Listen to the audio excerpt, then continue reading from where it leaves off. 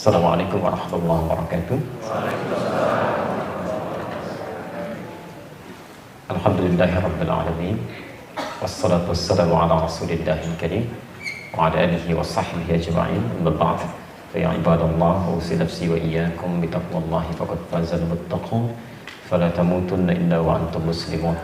Faqala ta'ala ya ayyuhalladzina amanu taqullaha haqqa tuqatih wa la tamutunna illa wa antum muslimun.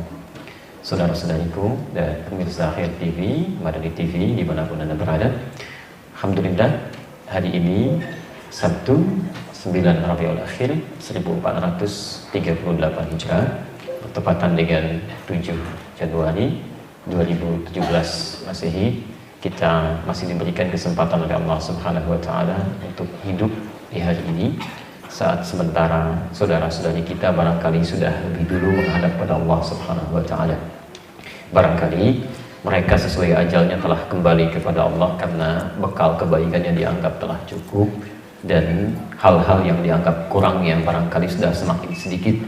Karena itu mereka dengan izin Allah sesuai dengan ajalnya telah kembali kepada Allah.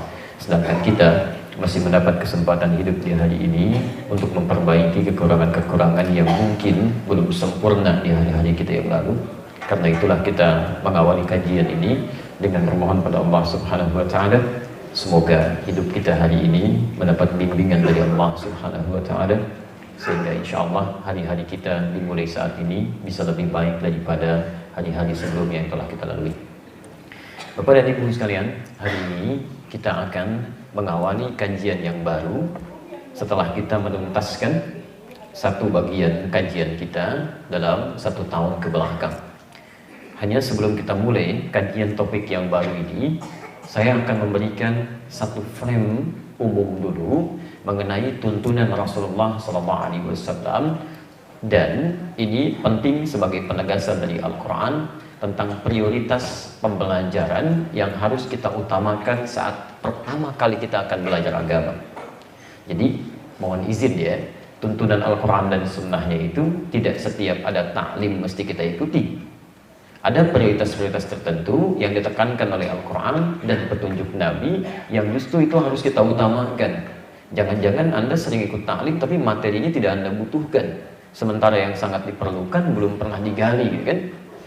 Karena itulah kemudian nanti insya Allah kalau kita sudah tersambung, saya sudah buatkan PowerPoint-nya. Tadi saya sepanjang jalan ngetik, pas tiba di depan, pas selesai gitu ya. Ini saya sudah kopikan di sini. Nanti kalau ada di antara teman-teman yang ingin mengopi, saya persilahkan dan silahkan sebarkan kembali untuk mendapatkan kebaikan yang luas. Ya. Pertama, Quran surah ke-59 ayat ke-7, posisi paling kanan di pertengahan, di akhir ayatnya. Ini kaidah utama saat Anda akan mengerjakan apapun dalam kehidupan. Lihat kalimatnya di ujung ayatnya, wa ma atakumur rasulu fakhudhuhu wa ma nahakum anhu fantahu. Wa ma atakumur rasul, dan semua yang pernah dibawa oleh Rasul. Mak di situ menunjuk pada satu keterangan tanpa batas. Jadi semua yang pernah dibawa oleh Rasulullah SAW sebagai contoh kehidupan kita, ya, pedoman hidup kita, apapun itu. Ya. Maaf, jangan sampai cuma ibadah ritualnya kita meniru Nabi, sholat seperti Nabi, tapi sisi yang lainnya jauh dari contoh Nabi. Bicara kita nggak seperti Nabi, kan? Pandangan kita nggak seperti Nabi menuntun. Ya. Bangun tidur kita nggak seperti Nabi inginkan. Makan kita nggak seperti Nabi tuntunkan. Padahal Allah telah memilih beliau untuk menjadi tuntunan bagi hidup kita, untuk memudahkan hidup kita. Setelah Allah pilih, dihadirkan pada kita, kita nggak ikuti, ya kurang apa lagi untuk diberikan tuntunan. Ya. Karena itu ketika turun ayat ini, konsekuensi logisnya semua aktivitas yang kita kerjakan sepanjang petunjuknya ada pada Nabi, maka itu kita ambil. Termasuk, saat kita juga akan belajar. Ya. Belajar seperti apa yang pernah dituntun oleh Nabi. Tadi subuh kami sampaikan materi di salah satu masjid di Bekasi, itu pelajaran khusus tentang bagaimana cara menuntut ilmu berdasarkan petunjuk Rasulullah SAW.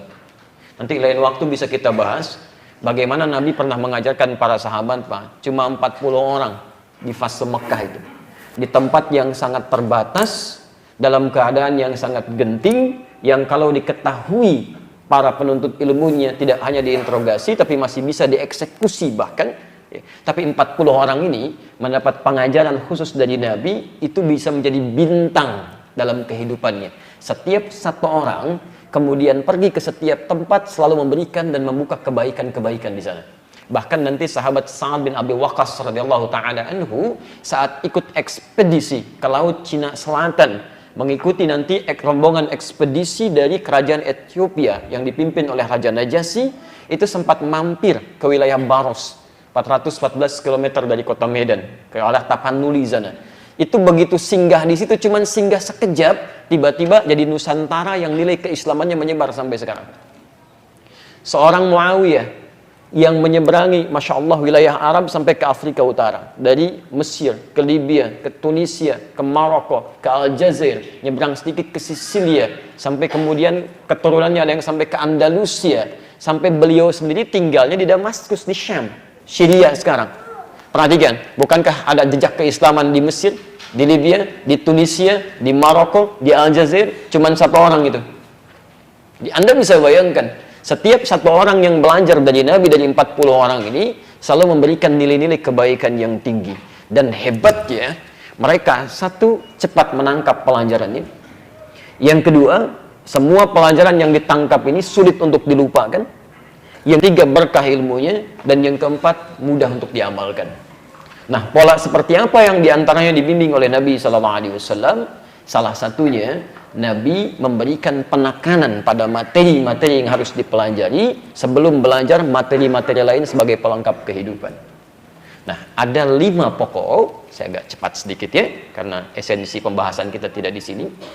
Ada 5 pokok, saya ulangi, ada 5 pokok yang langsung diisyaratkan oleh Nabi SAW supaya setiap Muslim fokus mempelajari yang 5 ini dulu sebelum belajar pada ilmu-ilmu yang lainnya.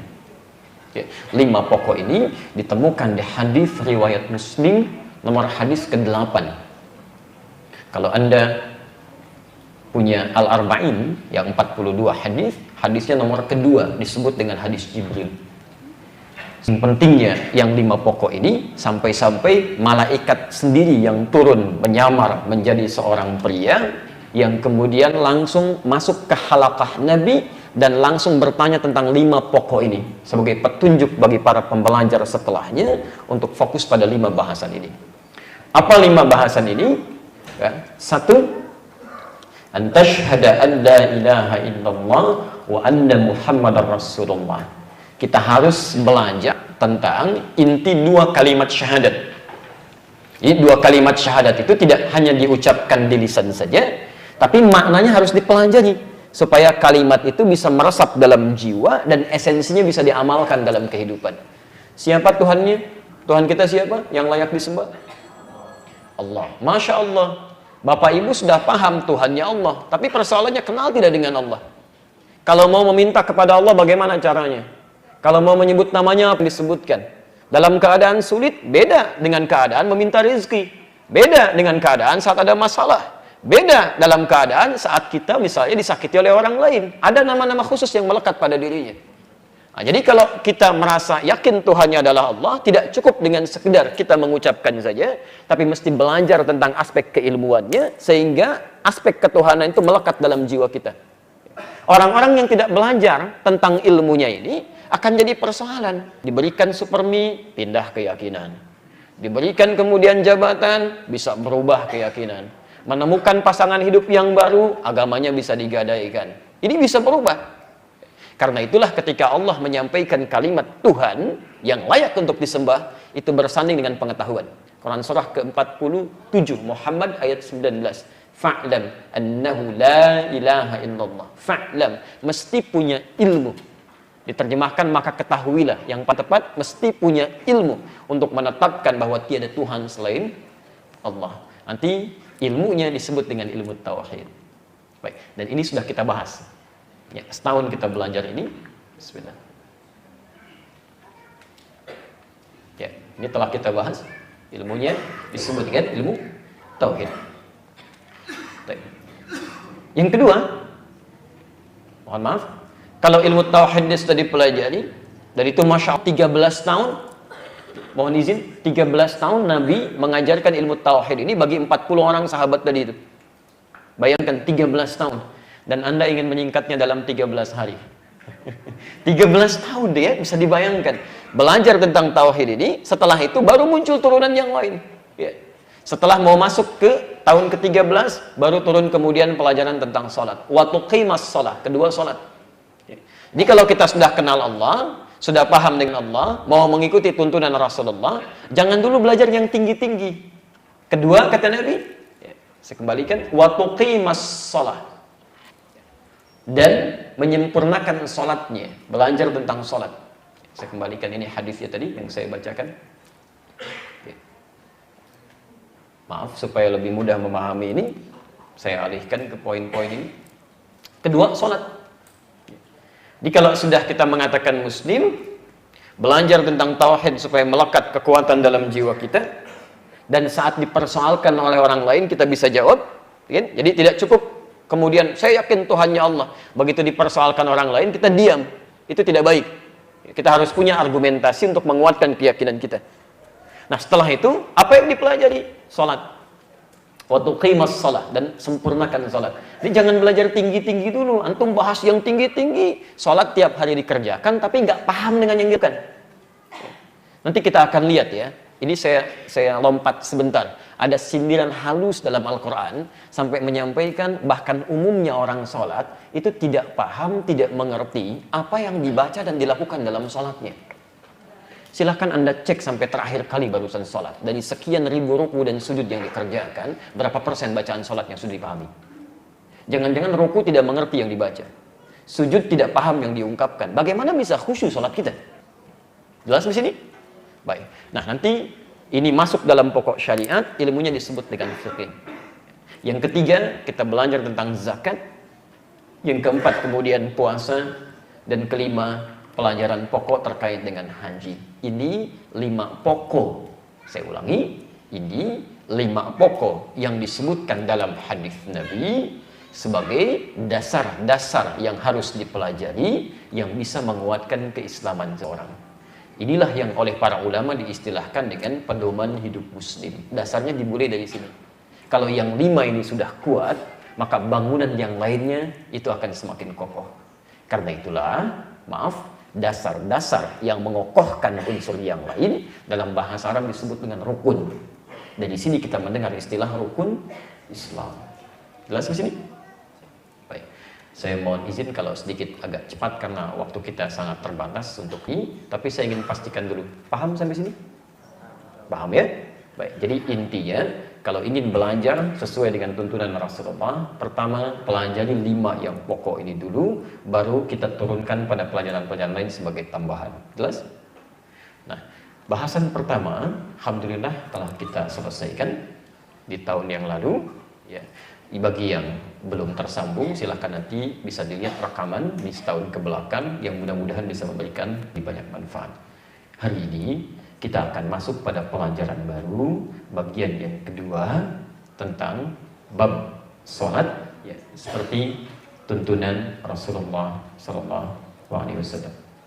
Jadi materi hari ini baru bab permulaan di awal tahun yang kita bahas terkait sesi kedua atau esensi kedua mengenai pokok bahasan sholat atau sifat sholat Rasulullah SAW. Jelas di sini? Oh, belum kita mulai. Apa yang jelas? Belum kita mulai. Tenang saja ya. Bismillah. Untuk makan apa? Belum dijelaskan, sudah jelas ya. Bismillah. Baik, kita mulai bahasannya. Bismillah.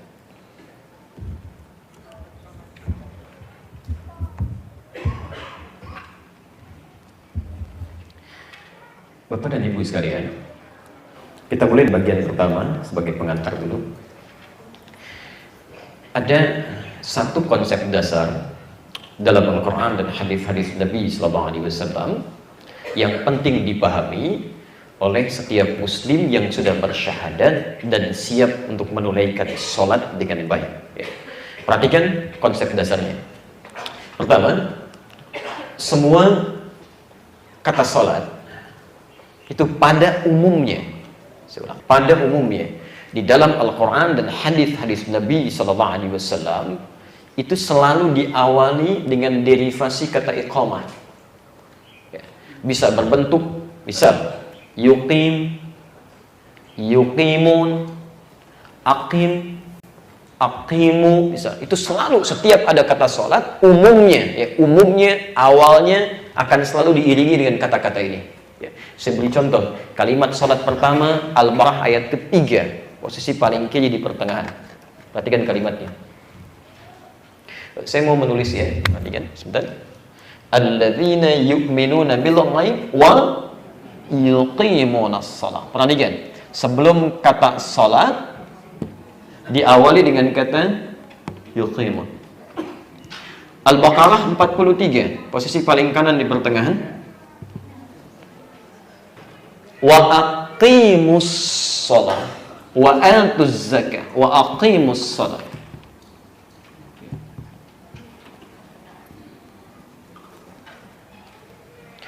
Quran surah 29 ayat 45, wa aqimis shalah wa aqimis shalah. Yang tidak pakai waw dengan kalimat sama, Quran surah ke-17 ayat 78, aqimis sholata liduluki syamsi. Selalu ada aqim, aqimu, yuqimun, yuqimu. Ini derivasi dari kata iqamah. Bahkan tidak cukup dengan ayatnya. Saat kita akan sholat pun kalimat ini dihadirkan lagi. Perhatikan, sebelum kita menunaikan sholat, terlebih dahulu diadakan apa? Iqamah. Cuma orang Indonesia suka menyingkat menjadi qomat, gitu kan? Ya, qomat itu sebetulnya orang Arab ya belum paham dengan singkatannya. Ya, bahasa lengkapnya bukan qomat tapi iqamah. Iqamah. Ya. Di Arab juga ada singkatan Pak ya. Cuma kadang-kadang orang kita lebih kreatif. Yang nggak Arab, orang Arab nggak punya, kita bisa nyingkat tuh. Ya. Misal orang Arab punya singkatan.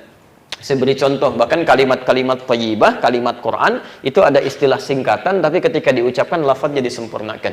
Misal, Allahu Akbar, disingkat jadi takbir. La ilaha illallah, tahlil. Alhamdulillahi Rabbil Alamin, jadi tahmid. Bahkan ada lagi hamdalah. Bismillahirrahmanirrahim, basmalah. Itu kalimat singkatannya, ketika diucapkan, kalimat panjang yang disebutkan. Mari kita mulai taklim kita dengan sama-sama membacakan basmalah. Basmalah, bukan Bismillahirrahmanirrahim, tapi kalimatnya singkatan. Ya. Sayyid, sayyid, sayyid. Orang Arab singkat sidi, ya sidi singkatan. Tapi nyonya sayyidati itu nggak bisa disingkat. Oleh orang Indonesia disingkat siti. Ya.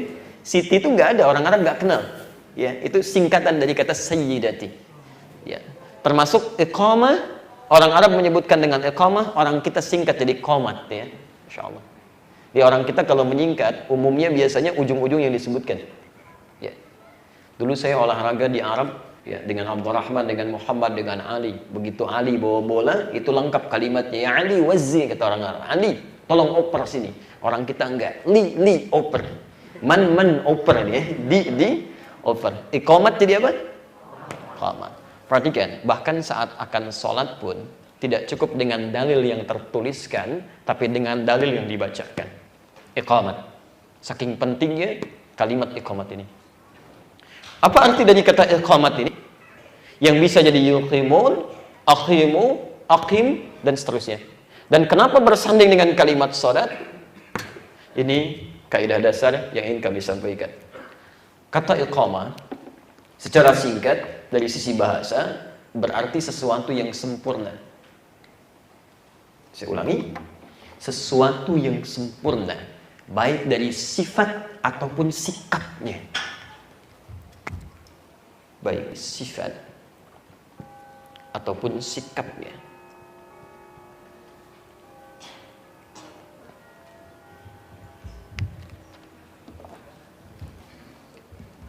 Jadi ketika dalam Al-Quran kalimat-kalimat sholat termasuk di hadis seringkali diawali dengan kata-kata ini, derivasi kata iqamah, seakan-akan memberikan kesan kepada kita kalau Anda ingin tunaikan sholat, pesan dari Al-Quran dan petunjuk Nabi, maka jangan sekedar sholat, tapi tunaikan dengan sifat dan sikap yang sempurna. Jelas di sini? Baik. Yang penting Anda catat, tolong garis bawah ini ya. Kaidah dalam ilmu tafsir menyebutkan jika dalam satu konsep ibadah, ibadahnya diawali dengan kata sempurnakan, ini menunjukkan kesan bahwa ada orang yang menunaikannya, tapi menunaikan dengan cara yang tidak sempurna. Sehingga kalimat sempurnakan ini seringkali dihadirkan pada kalimat ibadahnya untuk terus mengingatkan, ayo sempurnakan, sempurnakan, sempurnakan. Seakan-akan memberikan kesan bahwa tidak sedikit orang menunaikan sholat, tapi tidak sempurna sholatnya. Jelas di sini? Baik. Bahkan, mohon maaf, hal yang terkait dengan kesempurnaan ini ternyata tidak terjadi saja di masa-masa kini. Dulu di zaman Nabi pun, saking pentingnya kesempurnaan sholat ini, itu sangat spesifik dan sangat luar biasa tegasnya diingatkan oleh Nabi SAW pada para sahabatnya. Perhatikan di hadis riwayat Al-Bukhari, nomor hadis 751, 757, redaksi yang sama di hadis Muslim, nomor hadis 397. Mohon maaf untuk para ikhwan, barangkali saya tidak menginginkan ada yang terlalu lelah berdiri, bisa berbicara. Teman-teman bisa ke sebelah sini, jadi masih kosong. Kalau mau silakan. Ya. Bisa diperluas saja supaya tidak berdiri ya. Ini masih agak luas, silakan. Bisa. Apa ya? Alhamdulillah.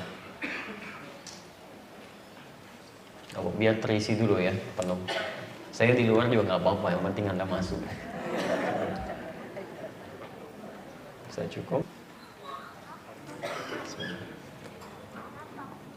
Ya, bisa Allah ya.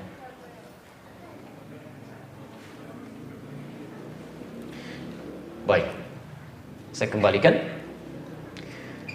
Jadi pertama, konsep dasarnya kalimat sholat dalam Al-Quran seringkali diawali dengan derivasi kata iqamah yang menunjuk pada kesempurnaan cara dan sikap kita dalam menunaikan sholat. Kenapa kalimat ini muncul? Satu, seakan-akan memberikan kesan bahwa tidak sedikit orang sholat itu tapi tidak sempurna dalam menunaikan sholatnya. Yang kedua, saking pentingnya kesempurnaan sholat ini, sampai-sampai tidak hanya orang biasa, sahabat-sahabat Nabi pun itu sangat ketat diperhatikan oleh Rasulullah. Dan pernah terjadi satu ketika tersebut dalam Al-Bukhari nomor hadis 751, 757 dan di hadis Muslim nomor hadis 397. Qila bima ma'na, disebutkan kisahnya. Ja'a rajulun ila Nabi sallallahu alaihi wasallam. Datang seorang lelaki pada Nabi sallallahu alaihi wasallam. Diduga oleh para ahli hadis namanya Khallad Az-Zurairqi. Khallad Az-Zurairqi. Fadakhala ila al-Masjid Nabawi. Beliau masuk ke Masjid Nabi. Fasalla bi jambin Nabi. Kemudian salat di samping Nabi sallallahu alaihi wasallam. Jadi sahabat Nabi masuk ke Masjid Nabi, salat di samping Nabi. Apa yang terjadi? Setelah beliau takbir sampai dengan salam, falamma sallama yaminan wa shimala, tatkala beliau salam ke kanan dan ke kiri, itu faqala lahu Nabi sallallahu alaihi wasallam. Nabi tidak menunggu jeda, Pak. Ya, langsung seketika. Langsung tiba-tiba Nabi berkata pada orang ini. Padahal Rasulullah itu kalau melihat seseorang keliru, itu ditunggu dulu sampai selesai, ada jeda, baru kemudian diingatkan. Ini tidak. Begitu salam selesai, Assalamualaikum, Assalamualaikum, faqala lahu Nabi sallallahu alaihi wasallam. Maka Nabi sallallahu alaihi wasallam langsung berkata pada orang ini, "Shalli fa innaka lam tusalli." Anda silahkan sholat lagi karena Anda belum sholat. Sebayangkan, kata Nabi, Anda silahkan sholat lagi karena Anda belum sholat. Padahal orang ini sudah salam. Fa'ada sholatahu thalatha marat. Maka orang ini kembali mengulang sholatnya bahkan sampai 3 kali. Faqala lahu Nabi sallallahu alaihi wasallam mithla ma kana. Tapi Nabi tetap mengulang kalimat yang sama setiap orang ini salam. Jadi begitu salam, Assalamualaikum, Assalamualaikum. Kata Nabi, "Shalli fa innaka lam tusalli." Anda sholat lagi ya karena Anda belum sholat. Lihat kalimatnya, belum sholat. Faqala, maka orang ini berkata, ya Rasulullah, ma uhsinu ghairah. Ya Rasulullah, saya tidak bisa lebih baik lagi daripada sholat yang telah saya tunaikan ini. Alimni, tolong ajarkan saya. Alimni, tolong ajarkan saya. Anda bisa bayangkan, sahabat Nabi, hidup di zaman Nabi, dekat dengan Nabi, sholat di masjid Nabi, di samping Nabi. Kata Nabi, karena Anda belum belajar dengan sempurna, sholat Anda belum benar. Tolong ulangi. Sahabat Nabi dengan 5 sifat tadi, diminta diulangi. Ada orang bukan sahabat Nabi, tidak hidup di zaman Nabi, belum pernah ketemu Nabi, sholat tidak di samping Nabi, dan bukan di masjid Nabi.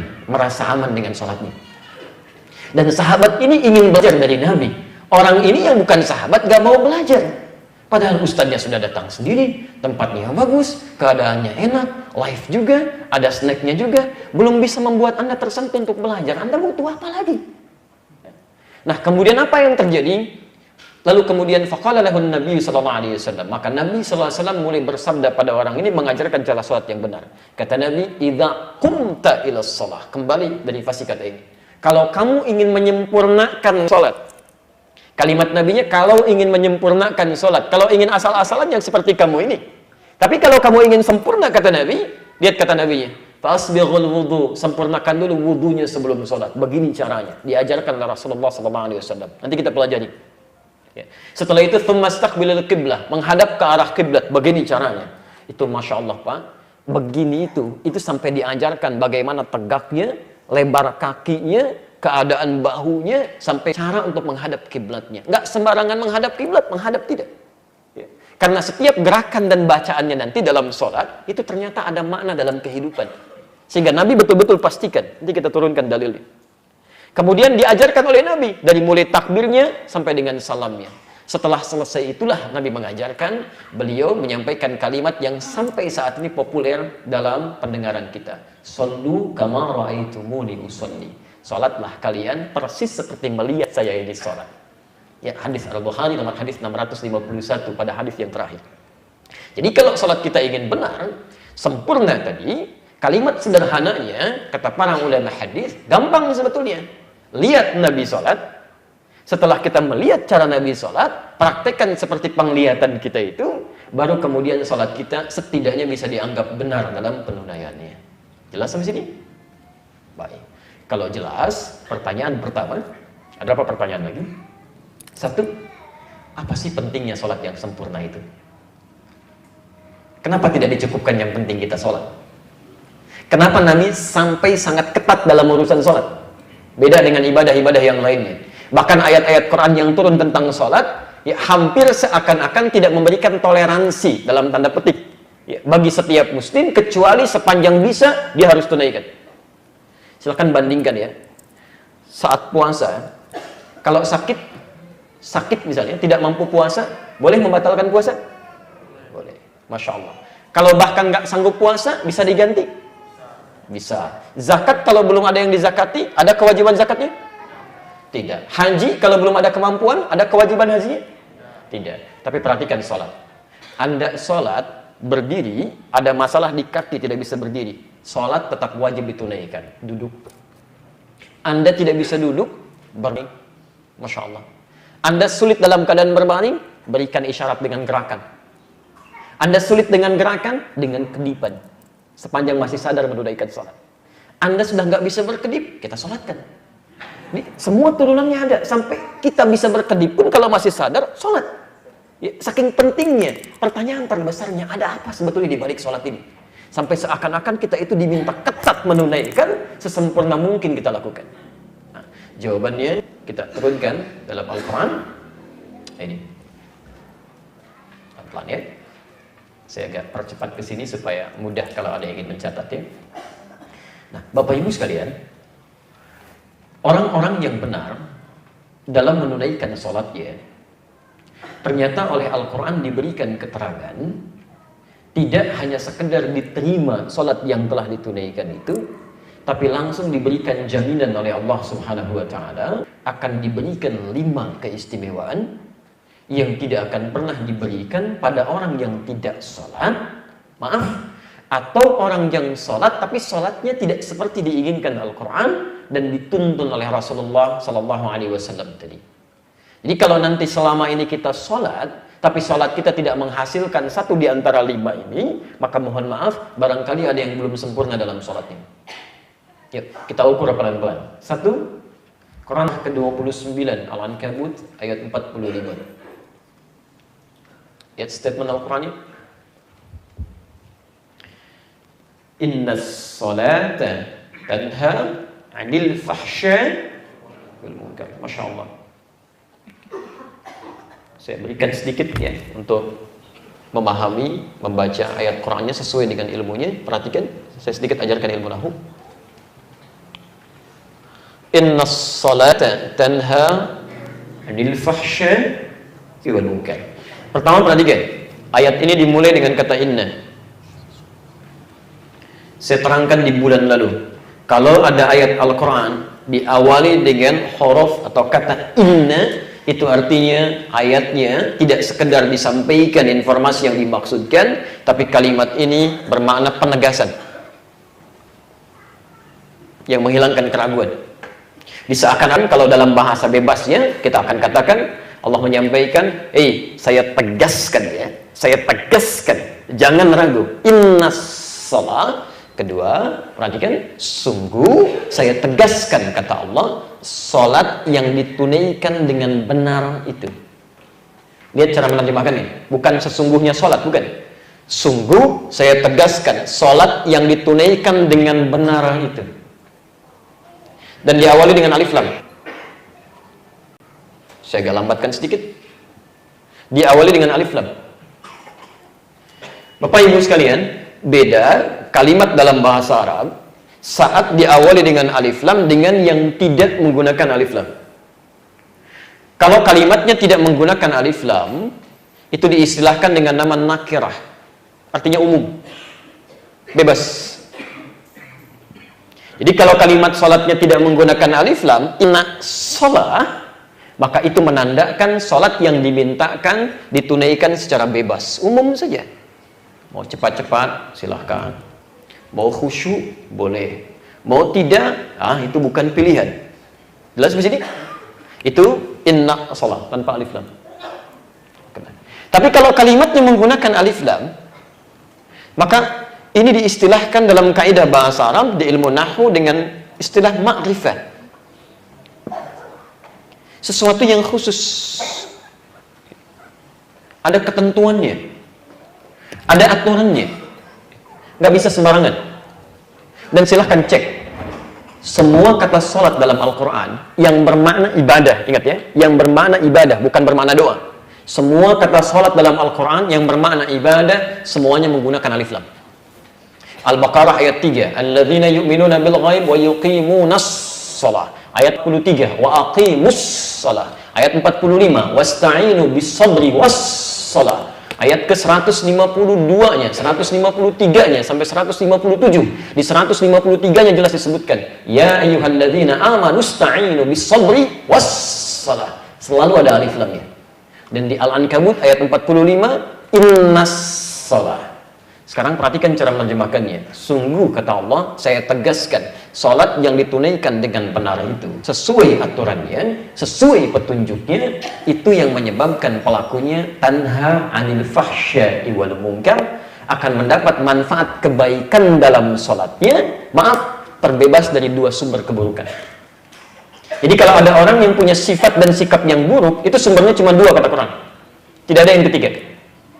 Satu, fahsya. Fahsya itu keburukan yang bersumber dari syahwat. Maaf ya, kata-kata yang jorok, kotor, pornografi, porno aksi, LGBT, itu fahsya. Jadi mustahil ada orang sholat bisa berkata kotor, itu mustahil. Kalau ada orang sholat, kalau ada orang yang tidak sholat mencela orang lain, kata-katanya kotor misalnya, kosakatanya tidak elok, itu dia karena nggak sholat. Tidak sholat. Tapi yang jadi masalah, kalau ada orang yang sholat, lisannya masih kotor. Pasti ada yang salah dalam sholatnya. Pandangannya tidak punya filter, semua yang buruk dilihat. Ada yang keliru dalam sholatnya. Karena orang yang sholatnya benar itu, dari ujung kepala sampai ujung kaki ya, itu pasti terjaga dari perbuatan fahsya. Munkar, keburukan yang diingkari oleh hati. Sumbernya nafsu perut dan akal. Mencuri itu munkar. Korupsi itu mungkar. Ya, mohon maaf, berselisih itu mungkar, merampok itu mungkar, membunuh itu mungkar. Ini mustahil ada orang sholat bisa korupsi, mustahil. Mustahil ada orang sholat mencuri, itu mustahil. Kalau ada orang tidak sholat kemudian mencuri, karena memang nggak ada iman dalam jiwanya. Tapi kalau ada orang sholat masih bisa mencuri, ada yang salah dalam dirinya. Yang saya kadang-kadang tidak habis mengerti ini, saya nggak tahu kalau di An-Nur itu. Di beberapa tempat masih ada orang mau datang ke masjid, mau sholat, masih takut kehilangan sandalnya. Sampai dibikinkan rak tempat sandal ada tulisan, hati-hati dengan sandal Anda. Padahal mau sholat. Pasti ada yang keliru. Ada yang keliru. Karena silahkan perhatikan, sahabat-sahabat Nabi ketika turun ayat tentang sholat, dilatih tentang sholat, Masya Allah Pak. Yang keras jadi orang paling lembut. Bahkan menjadi ketegasan dalam kebaikan. Yang terpecah jadi menyatu lagi. Semua unsur kebaikan itu muncul. Yang sedekah tak terkira sedekahnya, yang menolong tak terkira pertolongannya. Bahkan orang-orang Ansor ketika kedatangan orang-orang Mekah Muhajirin itu Masya Allah. Sampai dilukiskan di Quran surah 59 ayat 9 sampai 10. Mereka akan memberikan apapun yang mereka miliki, walaupun pada hakikatnya mereka sendiri butuh pada pemberian itu. Itu nasi, tinggal satu piring, Bu. Ya, mereka sendiri belum makan, tapi karena melihat saudaranya terlihat kelaparan, itu nasinya diberikan pada orang lain dulu, sebelum sendirinya mengkonsumsi nasi tersebut.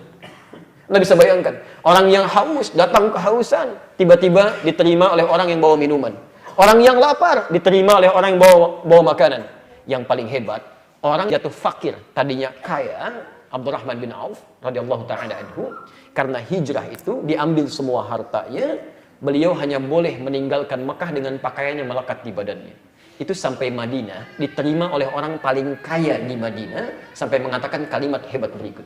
Kata beliau, akhil karim, sami'tu annaka kunta ghaniyan. Saudaraku yang mulia, saya dengar Anda pernah kaya saat di Mekah. Kalau ingin kaya lagi, silahkan ambil setengah kekayaan saya. Khudh bisfadali. Saya dengar Anda ditinggalkan oleh istri dan keluarga Anda. Kalau ingin menikah lagi, pilih perempuan paling cantik di Madinah. Saya fasilitasi dengan pernikahan itu. Anda bisa bayangkan sehingga turun ayat di situ memuji orang-orang Madinah. Wa yu'thiruna 'ala anfusihim walau kana bihim khassasah. Bahkan mereka bisa melebihkan untuk orang lain sekalipun dirinya memerlukan keadaan itu. Itu dilatih itu. Di mana sekarang kalimat-kalimat itu? Kita hafal ayatnya, mukmin satu dengan yang lainnya hadisnya kita paham, bagaikan satu bangunan, saling menguatkan. Kalau satu sakit jangan merasakan. Temannya kebanjiran cuma nonton. Ya. Ada yang videokan, tiba-tiba bikin status gitu kan. Hadisnya nggak ada. Satu. Ya. Jadi mohon maaf kalau selama ini kita sholat, tapi lisan kita masih kurang baik. Mata kita masih kurang baik. Apa fungsi mata? Masih ingat? Melihat yang baik-baik. Baik, jadi kalau orang sholat itu karena matanya sering melihat ke kiblat, maka dia akan pastikan begitu melihat yang baik-baik. Jadi kalau Anda sering sholat, tapi pandangan Anda masih melihat yang tidak baik, ada yang salah dalam sholatnya. Itu baru mata. Apa fungsi telinga? Apa fungsi lisan? Bicara yang baik-baik. Itu baru yang ada di kepala, belum yang ada di tangan, jemarinya, belum disampai dengan ke ujung kaki. Coba lihat tiap hari ya, pastikan sekujur tubuh kita yang akan bicara dan ditanya itu semuanya baik. Cek ya, dari kepala, kemudian turun ke tangan, pundak, ke lutut, kaki. Kepala, pundak, lutut, kaki. Dua. Saya agak cepat sedikit. Quran surah ke 20 ayat 14, ditafsir di Quran surah 13 ayat ke-28. Saya persingkat, orang yang sholatnya benar pasti akan ada dampak ketenangan dalam jiwanya. Dimaaf, orang yang sholatnya benar itu dampaknya ke jiwa pasti tenang. Ya, kita berikan kaidah. Quran surah ke-13 dulu ayat ke-28. Ala dzikrillahi tatma'innul qulub. Yakinkan pada dirimu kalau zikir Anda benar kepada Allah, zikir Anda benar kepada Allah, maka dampaknya ke hati akan ada ketenangan. Nah, kata zikir di dalam Quran itu bentuknya banyak. Misal, Anda membacakan kalimat thayyibah, ya. Subhanallah, alhamdulillah, Allahu akbar. Biasanya kan ba'da salat ya. Anda bacakan itu termasuk zikir. Dalilnya Quran surah 4 ayat 103, posisi paling kanan, sebelah atas ke tengah sedikit. Fa idza qadaytumus salata fadhkurullaha qiyaman wa qu'udan wa 'ala junubikum. Kalau Anda setelah tuntas mengerjakan salat, silahkan berzikir kepada Allah. Silahkan. Ya. Nah, jadi kalau Anda berzikir menggunakan kalimat thayyibah tadi, subhanallah, alhamdulillah, Allahu akbar, astaghfirullah, itu kalau zikirnya benar, ada dampak ke hati jadi tenang. Jadi yang diinginkan bukan berapa banyak Anda ucapkan. Ada yang 100, 1000, 10.000, tapi nggak ada dampak ketenangan pada jiwa. Ada yang keliru dalam pengucapan zikirnya, di lafadznya. Baca Al-Quran, itu zikir, Bu. Jadi kalau ibu sedang baca Al-Quran, itu ibu sedang berzikir. Bahkan Al-Quran sendiri disebut dengan zikir. Quran surah ke-15 ayat 9, posisi paling kanan di pertengahan. Inna nahnu nazzalna dzikra wa inna lahu lahafizun. Sungguh kami telah turunkan Al-Quran sebagai zikir. Quran surah 15 Al-Hijr ayat 9. Jadi kalau Bapak sedang baca Al-Quran, itu sedang zikir, Pak. Pengertiannya, fokus Bu ya. Kalau ibu sedang punya persoalan-persoalan yang membuat hati gelisah, kalau ingin cepat tenang, salah satu caranya, ayo ambil wudhu, buka mushaf, baca Quran. Itu pasti ke jiwa jadi tenang. Gak percaya silahkan, Pak. Anda punya masalah, daripada mengeluh ya, ambil wudhu, buka mushaf, baca Al-Quran. Itu jaminan Allah. Kalau benar baca Qurannya, walaupun solusi mendatang, setidaknya jiwa jadi tenang. Daripada mengeluhkan pada sesuatu yang tidak tepat. Ini aneh. Allah sudah berikan solusi, malah mencari obat yang tidak benar. Kata Quran, baca Quran, Anda malah bisikin status. Duh, gak nyangka ya tulis. Padahal nyangka tuh ketika Anda tuliskan. Tungguin komen orang lain. Anda nunggu komen orang aja udah gak tenang tuh. Lihat lagi. 2. Menghafal Quran, itu bagian dari zikir. Bahkan disebut 4 kali. Beda dengan cuma baca. Menghafal Quran itu 4 kali disebutkan. Di Quran surah 54. Ayat 17. Ayat 22. Ayat 32. Ayat 40. Walaqad yassarnal Qur'ana lidzikri, bukan lil hifdzi. Dan sungguh kami telah mudahkan Al-Quran untuk dihafalkan. Kalimat hafalnya pakai zikir. Jadi kalau orang menghafal Qurannya benar, penghafal Quran itu akan tenang. Tenang sekali. Ada musibah baik kecil atau besar, tenang. Pandangannya tenang, lisannya tenang, kehidupannya tenang. Jadi kalau ingin cepat ada ketenangan dalam jiwa, cobalah menghafal Quran. Gak banyak kok Pak, sehari seayat, hari berikutnya 1 ayat lagi, tambah lagi, insya Allah akan ada perubahan. Tapi mohon izin Bu ya, kalau ibu punya anak atau cucu menghafal Quran tidak memberikan dampak ketenangan pada dirinya, ada yang salah dengan cara dia menghafal. Ada yang keliru. Karena nanti di ayat yang lain, Quran surah ke-35 ayat 32-33, posisi paling kiri sebelah atas, itu penghafal Quran dibagi pada 3 bagian. Tapi nanti kita bahas lebih jauh lagi ya. Ada penghafal Quran yang zalim, ada penghafal Quran yang cukup untuk dirinya saja, ada penghafal Quran yang bisa berbagi kebaikan dengan orang lain. Nanti cek kira-kira diri Anda ada berada di mana. Yang paling menarik, puncak semua zikir itu ada pada sholat. Sholat itu puncaknya zikir. Bukan menghafal Quran, bukan baca Al-Quran, bukan membaca kalimat thayyibah, tapi puncaknya zikir itu terletak pada sholat. Quran surah ke-20 ayat ke-14. Wa aqimis sholata lidzikri, dan tunaikan salat dengan benar sebagai zikir kepadaku, kata Allah. Lidzikri, sebagai zikir kepadaku. Kenapa salat disebut sebagai puncak zikir? Karena salat itu menggabungkan semua jenis zikir yang ada. Bukankah dalam salat Anda mengucapkan subhanallah, alhamdulillah, Allahu akbar? Bukankah dalam salat Anda baca Al-Quran, bahkan menghafalkannya? Bukankah dalam salat Anda istighfar? Bukankah dalam sholat Anda berdoa? Di semua jenis zikir dihimpun dalam Al-Quran. Yang paling menarik, sekarang semua jenis zikir dihimpun dalam sholat, Bapak Ibu tunaikan, dan bukan sekali sholatnya. Paling minimal 5 kali. Kalau dengan semua 5 kali, 17 rakaat itu belum bisa membuat Anda tenang, Anda butuh berapa rakaat lagi? Pasti ada yang salah itu dalam sholatnya. Karena orang sholat itu karena menggabungkan semua jenis zikir, dampaknya ke jiwanya pasti tenteram itu.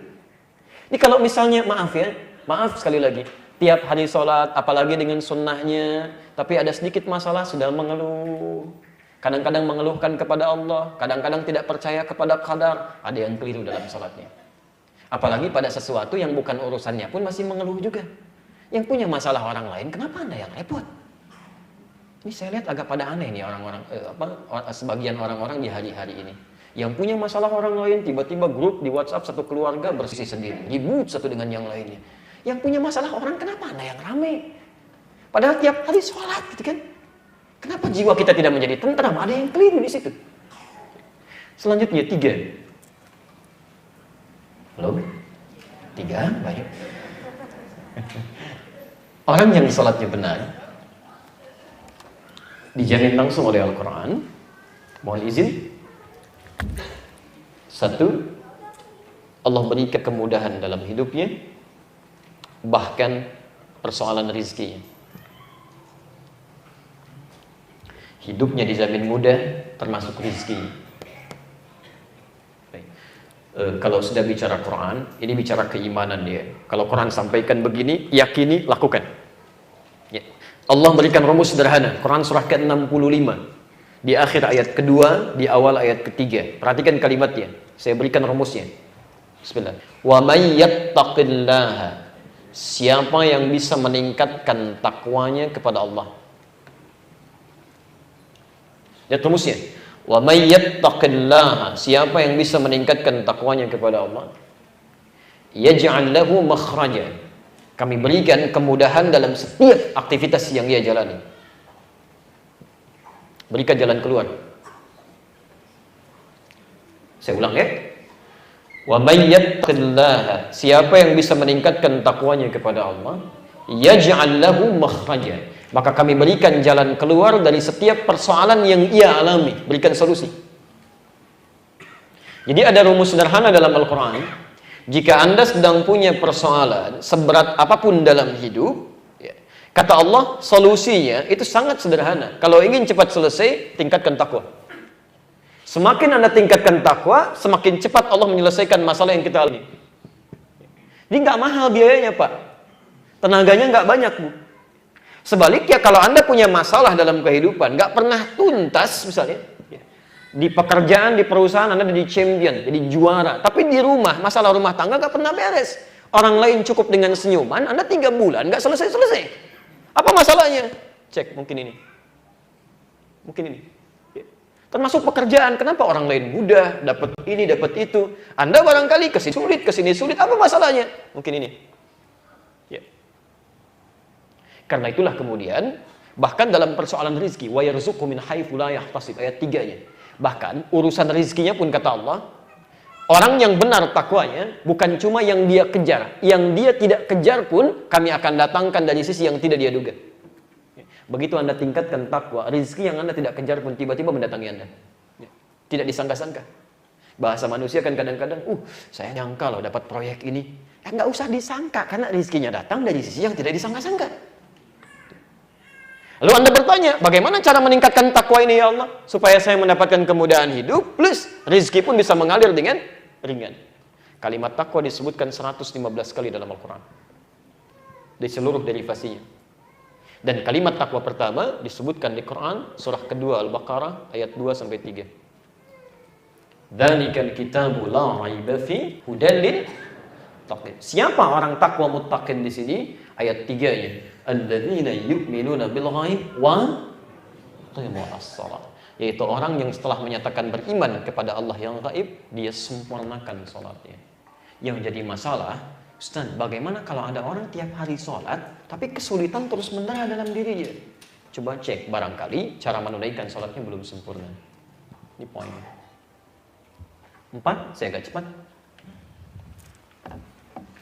Orang yang salatnya benar sesuai dengan isyarat Al-Quran dan tuntunan Rasulullah SAW, langsung dijamin oleh Allah dalam Al-Quran, doa-doa yang ia panjatkan itu seketika akan dikabulkan tanpa menunda, sepanjang ia butuhkan.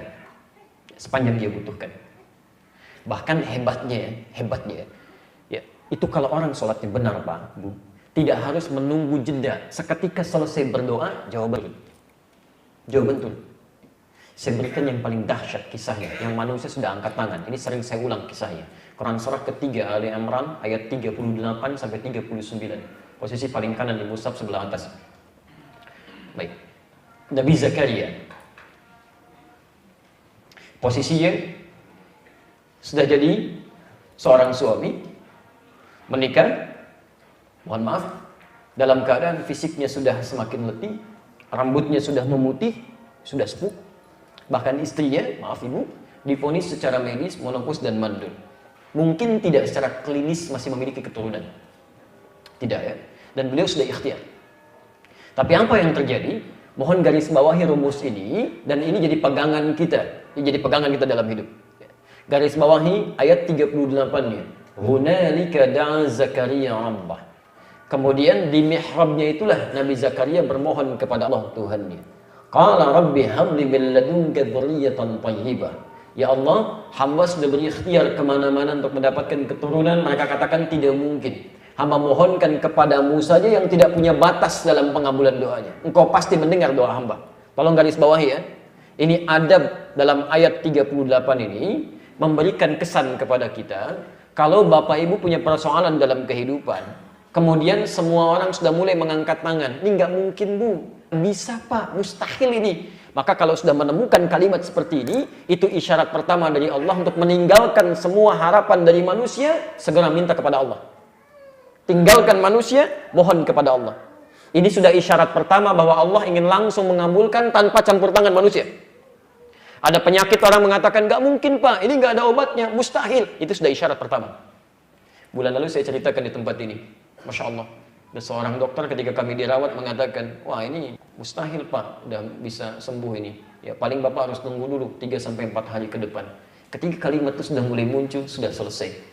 Malamnya kita tayamum, bermohon kepada Allah, minta. Besoknya jam 7 sudah visit, biasanya jam 10:04. Sudah mengatakan, sudah lain, assalamualaikum. Masya Allah. Padahal visit pertama manggil ade, kedua manggil mas, ketiga manggil bapak. Yang keempat, assalamualaikum, jam 7. Masya Allah. Ustaz, kayaknya banyak doanya, manggil Ustaz. Rupanya nyari-nyari, Pak kok bisa? Itu bisa merubah gitu keadaannya. Tiba-tiba bisa naik, trombosit naik, semuanya naik gitu kan. Dan seketika bisa pulang pada hari itu juga. Jadi kalau seseorang sudah mengatakan mustahil ini, mustahil itu tanda pertama. Mohon kepada Allah Subhanahu Wa Taala. Ini sudah rumus Al-Quran. Maka Nabi Zakaria kemudian memohon kepada Allah. Yang penting ada catat, permohonan pertama ketika memohon itu ternyata dilakukan dalam sholatnya. Beliau tunaikan sholat. Ya, tolong catat kalimat ini ya. Ini bahasa Al-Quran. Saya terambil dari nilai Al-Quran. Sholat itu tidak hanya diwajibkan bagi umatnya Nabi Muhammad SAW dan Rasulnya, tapi umat sebelumnya pun sudah sholat. Jadi sholat itu sudah ada, bukan hanya kita saja. Sholat sudah ada di umat-umat sebelumnya, cuma caranya berbeda, kita lebih sempurna. Ya, sampai dengan sujud dan selesai sampai salam. Ya. Misal, Nabi Zakaria sholat, Quran surah 3 ayat 38-39 ini. Nabi Isa sholat, Quran surah 19 dari ayat 31 sampai 33-nya. Nabi Ismail bahkan sholat. Nabi Ismail sholat, Quran surah 19 ayat 54 sampai 55-nya. Bahkan 55-nya meminta keluarganya untuk sholat. Ya, sholat, jadi sholat sudah ada. Nabi Nuh sholat, kan? Nabi Musa sholat, Quran surah kedua ayat 43. Nabi Isa sholat, ya. Nabi Zakaria sholat, Nabi Ismail sholat, semua sholat. Yang paling menarik, semua orang-orang soleh bahkan Nabi saat sholatnya itu sekedar sholat, tapi berdoa dalam sholatnya terkait kebutuhan hidupnya. Maka Nabi Zakaria ketika memohon tadi, tiba-tiba ayat 39-nya. Fanadathul malaikah wa huwa qa'imun yusalli fil mihrab. Lihat kalimatnya, fa. Ya, fa. Saya sering terangkan. Harfu atfin bila hudud. Huruf perangkai yang cepat tanpa jeda. Jadi begitu doanya dipanjatkan, ya Allah, saya mohon anugerahkan keturunan dari sisimu saja ya Allah. Engkau yang maha mendengar doa saya. Itu baru selesai doanya, sholatnya belum selesai. Tiba-tiba langsung turun malaikat menyampaikan, Annallaha yubashshiruka biyahya. Allah kasih kabar gembira, doa Anda dikabulkan, Anda akan punya anak, bahkan namanya langsung dari Allah, Yahya. Dari kata Al-Hayy, artinya hidup. Yang mustahil terlahir dari rahim seorang perempuan yang divonis monofus dan mandul bayi yang hidup, kata Allah tidak ada yang mustahil. Kamu jadi dan hidup. Kapan itu terjadi? Wa huwa qa'imun yusalli fil mihrab. Masih berdiri dalam salatnya. Salatnya belum selesai. Nah, sekarang perhatikan anugerahnya untuk kita ya. Mohon maaf, jangan-jangan selama ini salat nggak pernah kita manfaatkan. Ya. Tadi Nabi siapa yang minta kepada Allah? Zakaria. Sebelum salat minta tidak? Baik. Saat salat minta? Dikabulkan? Nabi Zakaria sholat dulu, minta dikabulkan. Umatnya Nabi Muhammad SAW sebelum sholat bahkan ditunggu oleh Allah, mau minta apa? Sebelum sholat. Karena keutamaan Nabi dan umatnya. Ya. Jadi Nabi Muhammad itu sangat istimewa dan umatnya pun istimewa. Umatnya Nabi Musa, nabinya ada, tongkatnya ada, ya, tongkat mukjizatnya ada, semuanya ada. Nabinya masih kelihatan, belum yakin juga dengan Rabbnya, masih meminta untuk melihat Allah. Nabi Isa kurang apa lagi? dirinya mukjizat, bisa menghidupkan yang mati dengan izin Allah, mengusapnya jadi mukjizat. Belum yakin juga, nabinya dikejar-kejar mau dibunuh. Umatnya Nabi Muhammad nggak lihat nabinya, beriman juga. Antum pernah lihat nabi? Tidak, tapi antum mau beriman. Makanya diberikan keistimewaan yang tidak diberikan pada umat-umat sebelumnya. Di antaranya apa? Sebelum menunaikan sholat sudah ditunggu oleh Allah mau minta apa yang dibutuhkan dalam kehidupannya. Quran surah kedua ayat 45 sampai 46. Posisi paling kanan di tengah sampai ke bawah. Surah kedua Al-Baqarah ayat 45 sampai dengan 46. Ini intinya di 45. Tafsirnya ada di hadis riwayat Abu Daud. Nomor hadis 649. Hadisnya qudsi. Perhatikan. Fokus, agak sabar sedikit ya. Ayat 45. Wasta'inu bis-sabri was-salah. Masya Allah. Bis-sabri was-salah.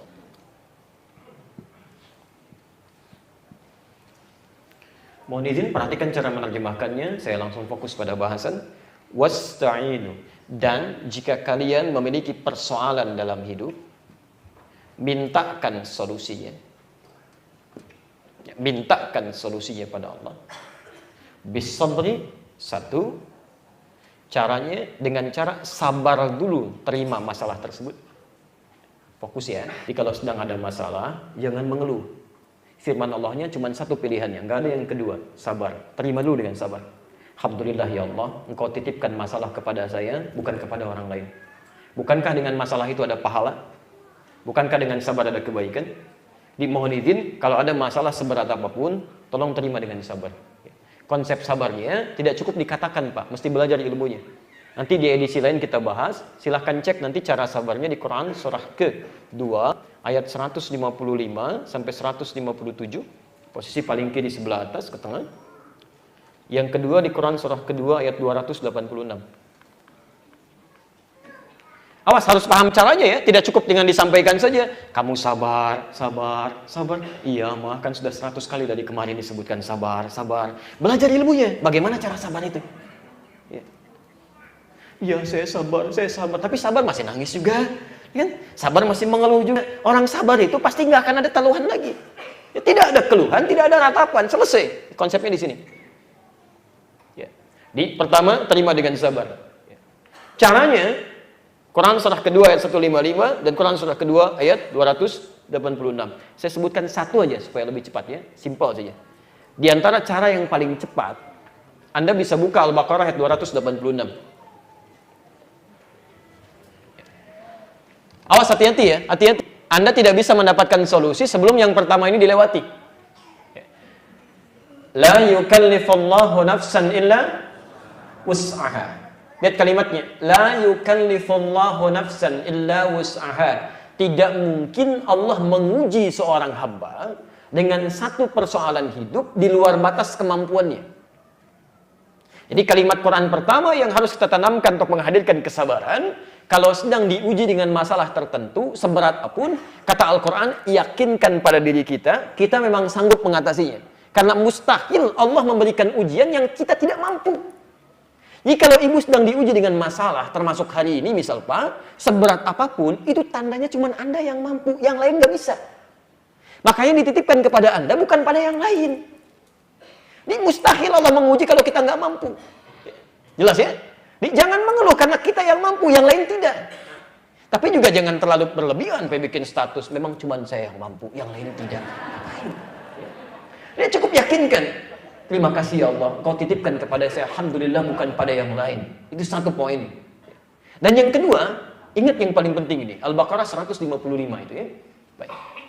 Walanabluwannakum bisyai, terus kehidupan yang kedua. Walanabluwannakum bisyai, dan setiap orang yang hidup pasti kami akan uji dengan masalah.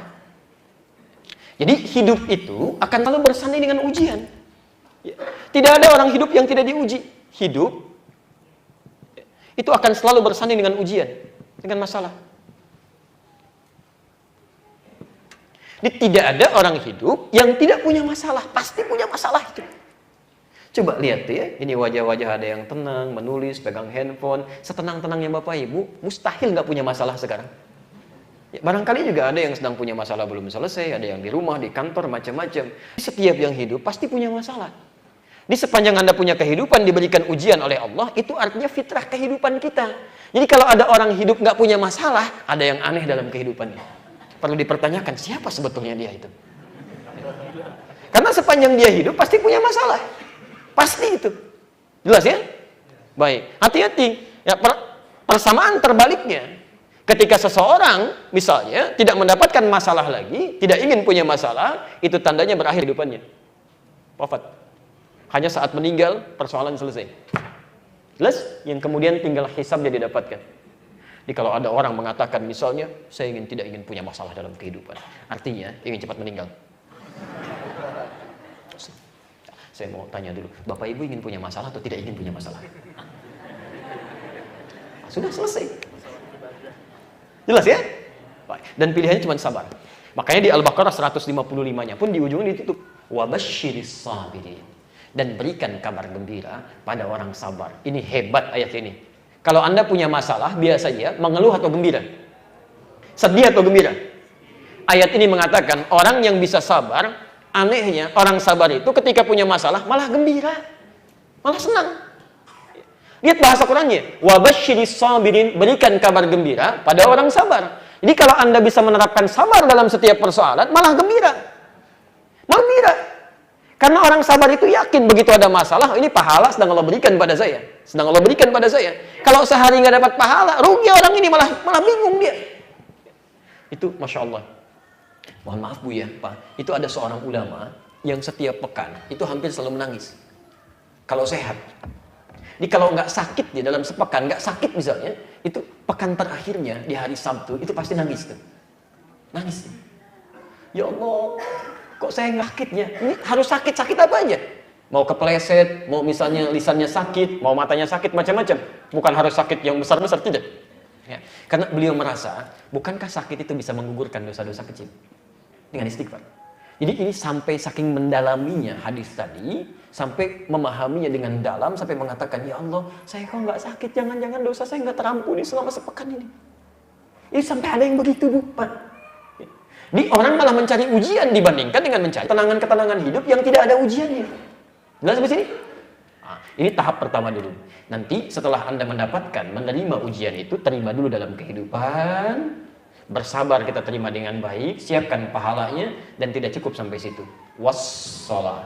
Saat sholat, mintakan solusinya kepada Allah. Dan Allah nggak nunda sampai besok kok. Nggak nunda sampai besok. Jadi setiap Anda punya masalah, terima dengan sabar. Begitu ada sholat, waktunya tiba, Anda tunaikan sholat. Tunaikan wassalah dan mintakan saat sholat. Masya Allah.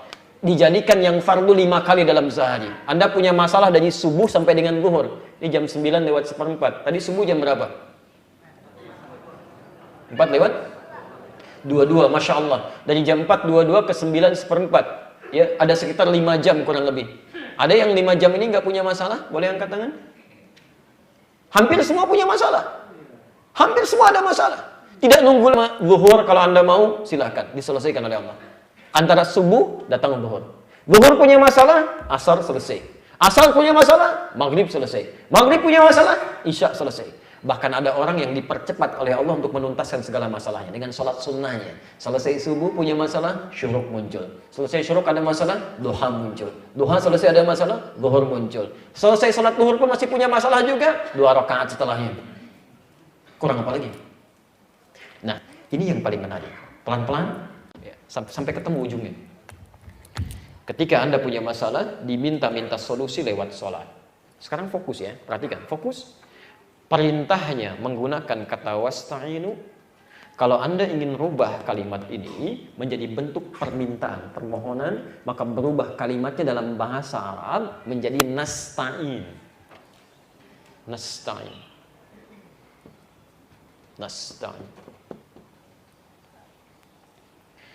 Wasta'inu, perintahnya. Anda ingin memohon, Anda rubah kalimatnya menjadi nasta'in. Saya mau tanya sebentar. Dalam sholat kita bacakan kalimat nasta'in tidak? Baca ya? Baik. Saat ruku atau saat sujud? Berdiri. Berdiri, bukan ruku, bukan sujud, berdiri. Apa yang kita baca? Iyyaka na'budu wa Ya Allah, sekarang kami ibadah salat hanya kepadamu. Iyyaka na'budu wa iyyaka nasta'in. Dan sekarang kami punya persoalan dalam hidup, ya Allah. Kami mohonkan solusinya hanya kepadamu. Perhatikan. Nabi Zakaria minta dalam berdiri. Kita sebelum sholat ditunggu dan saat berdiri kita minta. Saat Anda mengucapkan kalimat wa iyyaka nasta'in, lihat hadis qudsinya. Abu Dawud nomor hadis 649. Di Sunan Abu Dawud itu ada 4.800 hadis, 15 hadis qudsi. Posisi yang kedua di hadis qudsi itu nomor hadis 649 dari sahabat Abu Hurairah radhiyallahu taala anhu. Saya bacakan hadisnya, perhatikan kalimatnya. Langsung ke ujungnya saja ya. Wa idza qala al-'abdu, kalau seorang hamba dia berkata dalam salatnya, iyyaka na'budu wa iyyaka nasta'in. Ya Allah, sekarang kami sholat ibadah hanya kepadamu dan sekarang kami punya persoalan dimintakan solusinya hanya padamu. Lihat jawabannya. Qala Allah Azza wa Jalla. Saat kalimat itu selesai diungkapkan, langsung dijawab oleh Allah. Hadza baini wa baina 'abdi. Ini perjanjian antara aku dengan hambaku. Wali 'abdi, kalau hambaku benar ibadahnya, ma sa'ala. Apapun yang dia minta sekarang, aku akan kabulkan. Hadis qudsi. Kalau ia benar salatnya sampai berdiri saja Pak, belum ruku tuh, belum sujud. Kalau benar dari mulai berdiri, saya baca Al-Fatihah ini, kalau benar bacaan Anda, seketika kata Allah dalam hadis qudsi, ma sa'ala, apapun yang dia minta, aku akan kabulkan. Masya Allah. Mau minta apa kira-kira? Yang kalau apapun yang diminta, semua diberikan. Mau minta apa? Tuh, saking banyak yang mau diminta, nggak ada yang bisa diungkapkan tuh. Nanti kita ajarkan, Allah turunkan satu ayat, satu kalimat saja, yang kalau Anda ucapkan satu kalimat ini, semua yang kita butuhkan seketika diberikan. Nanti dalam bahasanya ya. Terakhir, kita berhenti dulu di sini. 5. Kita baru 4 tadi kan? Terakhir, 5. Orang yang benar menunaikan sholatnya sesuai petunjuk Al-Quran dan tuntunan Rasulullah SAW dijamin langsung oleh Al-Quran. Tolong garis bawahi kalimat ini ya. Dijamin langsung oleh Al-Quran akan mendapatkan kesuksesan dan kebahagiaan dalam hidup ini. Kalau orang salatnya benar, itu pasti sukses dan bahagia. Pasti itu. Walaupun ukuran kesuksesannya bisa relatif, tapi minimal dia sukses. Apapun profesinya. Jadi di bahasa Arab itu ada sukses saja, ada bahagia saja, ada sukses dan bahagia. Kalau sukses saja belum tentu bahagia, belum tentu ya. Walaupun ada yang bahagia, itu disebut dengan fauz namanya. Derivasinya 29 kali disebutkan dalam Al-Quran. Turunannya bisa fauzi, faiz, faizah, fauzan, fauziyah. Jadi kalau ada yang namanya fauzan, alhamdulillah. Faiz, faizah, fauziyah, itu orang diharapkan sukses dalam kehidupannya. Walaupun belum tentu bahagia. Ya, faiz ya, ada yang bahagia. Tapi konsepnya begitu. Tapi kalau Anda diharapkan bahagia dalam kehidupan, itu farihah namanya. Farihah. Perempuannya disebut dengan farah. Ya, farah. Ya.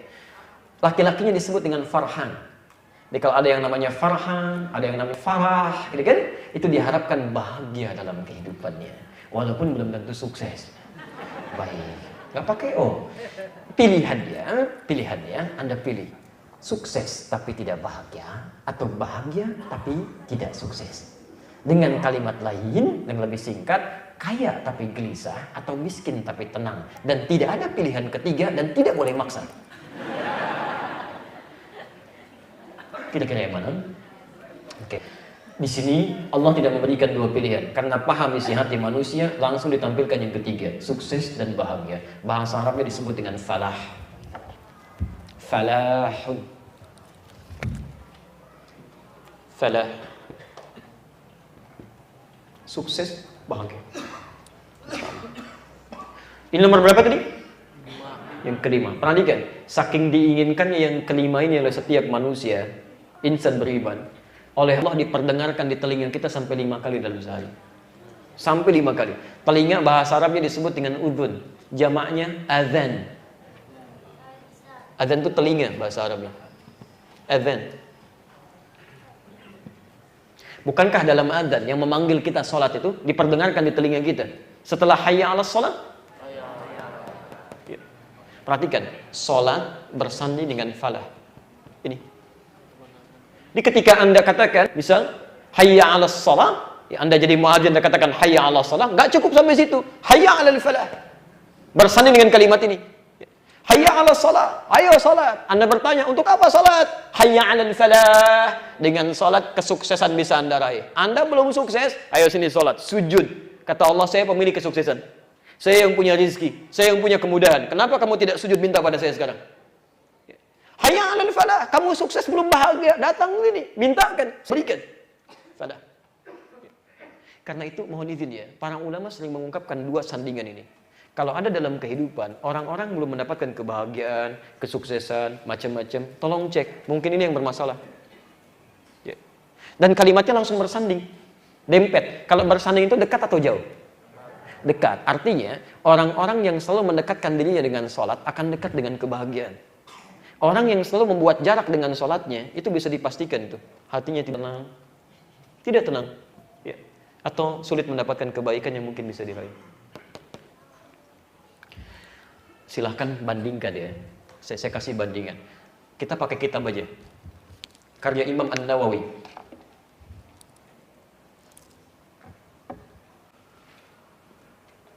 Baik, beliau menulis kitab, sering saya sampaikan kitab ini sebelum menuliskan Al-Arba'in, kan? Kemudian menuliskan Riyadhus Shalihin 1896 hadis. Beliau menulis kitab kecil ini ya. Itu judulnya At-Tibyan fi Adab Hamalatil Quran. At-Tibyan fi Adab Hamalatil Quran. Saya cek di Indonesia yang versi Arabnya sudah ada 2 cetakan. Ya, cetakan pertama terbitan Darul Kutub Al-Islamiyah warna merah marun itu ya.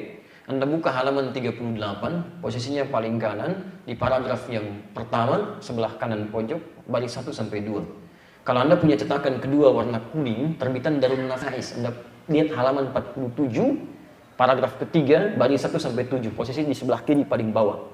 Di situ dikisahkan bagaimana sahabat-sahabat Nabi yang sangat sukses dalam aktivitasnya. Uthman bin Affan pebisnis, Abdurrahman bin Auf, Tamim Ad-Dari, dan sahabat yang lainnya. Anda tahu apa yang terjadi? Bisnis mereka begitu sukses, begitu nyaman kehidupannya, begitu bahagia. Bahkan asetnya Uthman bin Affan radhiyallahu taala anhu sampai hari ini masih ada di Madinah.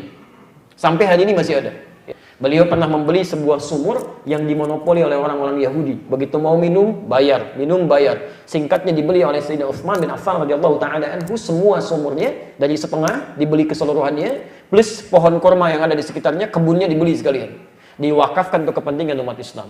Singkatnya saat ini, area itu dijadikan sebagai bagian dari perhotelan, sedang dibangun sekarang. Tapi sejak buah-buah kurma itu tumbuh, disedekahkan untuk kepentingan orang-orang Islam. Itu asetnya disimpan bank Saudi saat ini di atas namakan sahabat Uthman bin Affan radhiyallahu taala. Sampai hari ini masih ada. Abdurrahman bin Auf itu kayanya terlukiskan, Pak, Bu. Kapaknya saja terbuat dari emas. Abdurrahman bin Auf, kapaknya saja. Orang terkaya sekarang Bill Gates itu nggak ada apa-apanya bila dibandingkan dengan Abdurrahman bin Auf. Abdurrahman bin Auf kapaknya terbuat dari emas. Bill Gates itu belum tentu punya kapak. Silahkan cek. Itu luar biasa, asetnya luar biasa. Tapi Anda mesti catat, apa yang paling mereka harapkan dalam kesehariannya bukan mendapatkan pendapatan dunia, bukan itu kecil. Yang diharapkan bagaimana cepatnya muncul waktu malam supaya bisa bermunajat dalam sholat tahajudnya. Disebutkan oleh Imam An-Nawawi, bahkan dalam tahajudnya bisa sampai menghatamkan Al-Quran. Anda bisa bayangkan, ahli surga dekat dengan Nabi. Uthman bin Affan itu menikah dengan 2 putri Nabi.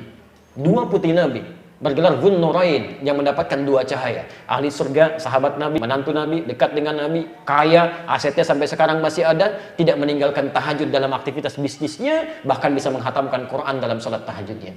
Anda bukan sahabat Nabi, keponakan Nabi juga bukan, tidak pernah menikah dengan anaknya Nabi, tetangga Nabi juga bukan, surga belum dijamin. Masya Allah, adab masih luar biasa diperbaiki, ya, hisab masih menegangkan, amalan masih berantakan. Jangankan tahajud, sholat fardu masih ketinggalan. Dan cita-cita Anda ingin bahagia, Anda siapa? Anda sehat? Ada sesuatu yang kurang tepat di sini. Mari kita sambut tahun baru dengan membuat resolusi. Tahun ini mesti lebih baik daripada tahun sebelumnya. Allahu Akbar, salat subuh kesiangan. Tahajud gak ditunaikan karena kebanyakan teori pada malam harinya. Rame kembang api diurusin. Masya Allah, kan? Halo, jelas? Nah, kan? Jadi Nah, 5 ini saya berhenti dulu di sini. Mari kita cek sampai dengan hari ini. Bila sholat telah kita tunaikan tapi 1 sampai 5 ini belum kita dapatkan, atau 1 di antara 5 belum diraih, sholat perilaku kita masih buruk, ya mohon maaf, sholat hati belum tenang, bahkan lampu mati nggak tenang. Urusan lampu mau mati mau hidup, kenapa Anda yang tidak tenang? Kan Masya Allah, sholat doa belum terkabul-kabul, ya kemudahan belum datang, sholat kebahagiaan kesuksesan belum diraih. Apa yang salah? Mungkin ada yang keliru dalam sholatnya. Dari sini mau saya tutup dulu, saya mau akhiri dulu sebentar. Jika ada orang sholat belum mendapatkan 1 di antara 5 ini, penyebabnya hanya 1 di antara 3. Dan bahasan sholat kita akan dimulai dengan membahas 3 hal ini. 1, umumnya orang sholat tidak khusyuk dalam sholatnya. Umumnya orang sholat tidak khusyuk dalam sholatnya. Nanti kita turunkan dalil-dalilnya. 2, umumnya orang sholat, tidak paham, tidak mengerti apa yang dibaca dan dilakukan dalam sholatnya. Umumnya orang sholat tidak paham, tidak mengerti apa yang dibaca dan dilakukan dalam sholatnya. Dan yang ketiga, umumnya orang sholat memberi kesempatan pada setan untuk menggodanya. Ini yang agak aneh itu. Memberi kesempatan pada setan untuk menggodanya. Dan kalau pembahasan ada yang khusus, saya bahas tentang bab setan ya. Harus kita kenali, kalau nggak kenal bagaimana menghindarinya. Ada 8 jenis setan, sampai 9 yang harus diwaspadai. Nanti kita bahas, nanti saya hadirkan kitabnya. Ada acuan kitabnya itu. Ya, ada acuan kitabnya. Termasuk, sekarang sedang ramai berita hoaks ya. Ada setan hoaks itu. Betul, setan yang melekatkan berita-berita bohong itu ada, dan sempat diingatkan oleh Nabi sampai keluar hadis-hadis Nabi di situ. Ada ya, namanya metun atau mesut, ada itu setan hoax itu. Ya, hati-hati. Jadi dia menyampaikan kepada orang lain bisikan-bisikan yang buruk, minta untuk disebarkan. Sampai Nabi mengatakan, maaf, penyebar berita palsu itu sama dengan pembuatnya. Ya, sama dengan pembuatnya. Dan bisa disebut pendusta itu, berbahaya. Nanti kita hadirkan dalam bahasan yang khusus. Ya. Hati-hati. Dan orang sholat pun itu punya setan khusus yang memang ditugaskan oleh induk setan, yaitu iblis, untuk menggoda orang-orang sholat. Yang paling bahaya kalau setan ini berada di masjid, karena tugasnya menjadi 2. Tugasnya menjadi 2. 1, menggoda orang sholat. Yang kedua, menggoda DKM masjid. Betul Pak, nanti satu saat kita bahas. Kalau masjidnya belum jadi, itu orang senang itu sampai jadi. Tapi setelah jadi, kenapa sering muncul persoalan-persoalan di situ? Sering kali, masjid sudah jadi, muncul persoalan. Karena orang yang kemudian dititipi oleh Allah untuk merawat masjid, tidak belajar fikih masjid. Akhirnya tidak waspada. Ya, Khanzab nama setannya. Khanzab. Nah, kita belum belajar tentang cara sholatnya. Kita baru belajar tentang pembukanya. Nanti kita akan lanjutkan dalam bahasan selanjutnya berdasar 3 poin tadi. Bagaimana mendapatkan sholat yang khusyuk sesuai petunjuk Al-Quran dan Sunnah Rasulullah. Bagaimana memahami bacaan dan gerakan sholat seperti yang diajarkan Nabi. Plus cara menghindari setan saat kita sedang menunaikan sholat. Ya. Ini yang akan jadi bahasan kita. Dan mohon izin, nanti bahasan kita akan sangat padat. Karena nanti saya tidak akan ajarkan secara umum. Saya akan bahas dari sejak awalnya. Dari wudunya, dari berdirinya, dari cara berdirinya, kenapa begini, dengan menurunkan hadis-hadis Nabi terkait tentang bahasan itu. Jelas sampai sini? Baik. Kalau sudah dipandang jelas, saya cukupkan sementara sampai di sini bahasan kita. Ya, kalau ada yang ingin disampaikan atau ditanyakan, kami perkenankan. Kalau sekiranya tidak ada yang ditanyakan, kita bisa cukupkan untuk bahasan hari ini. Bila ada yang sudah dituliskan akan lebih baik barangkali.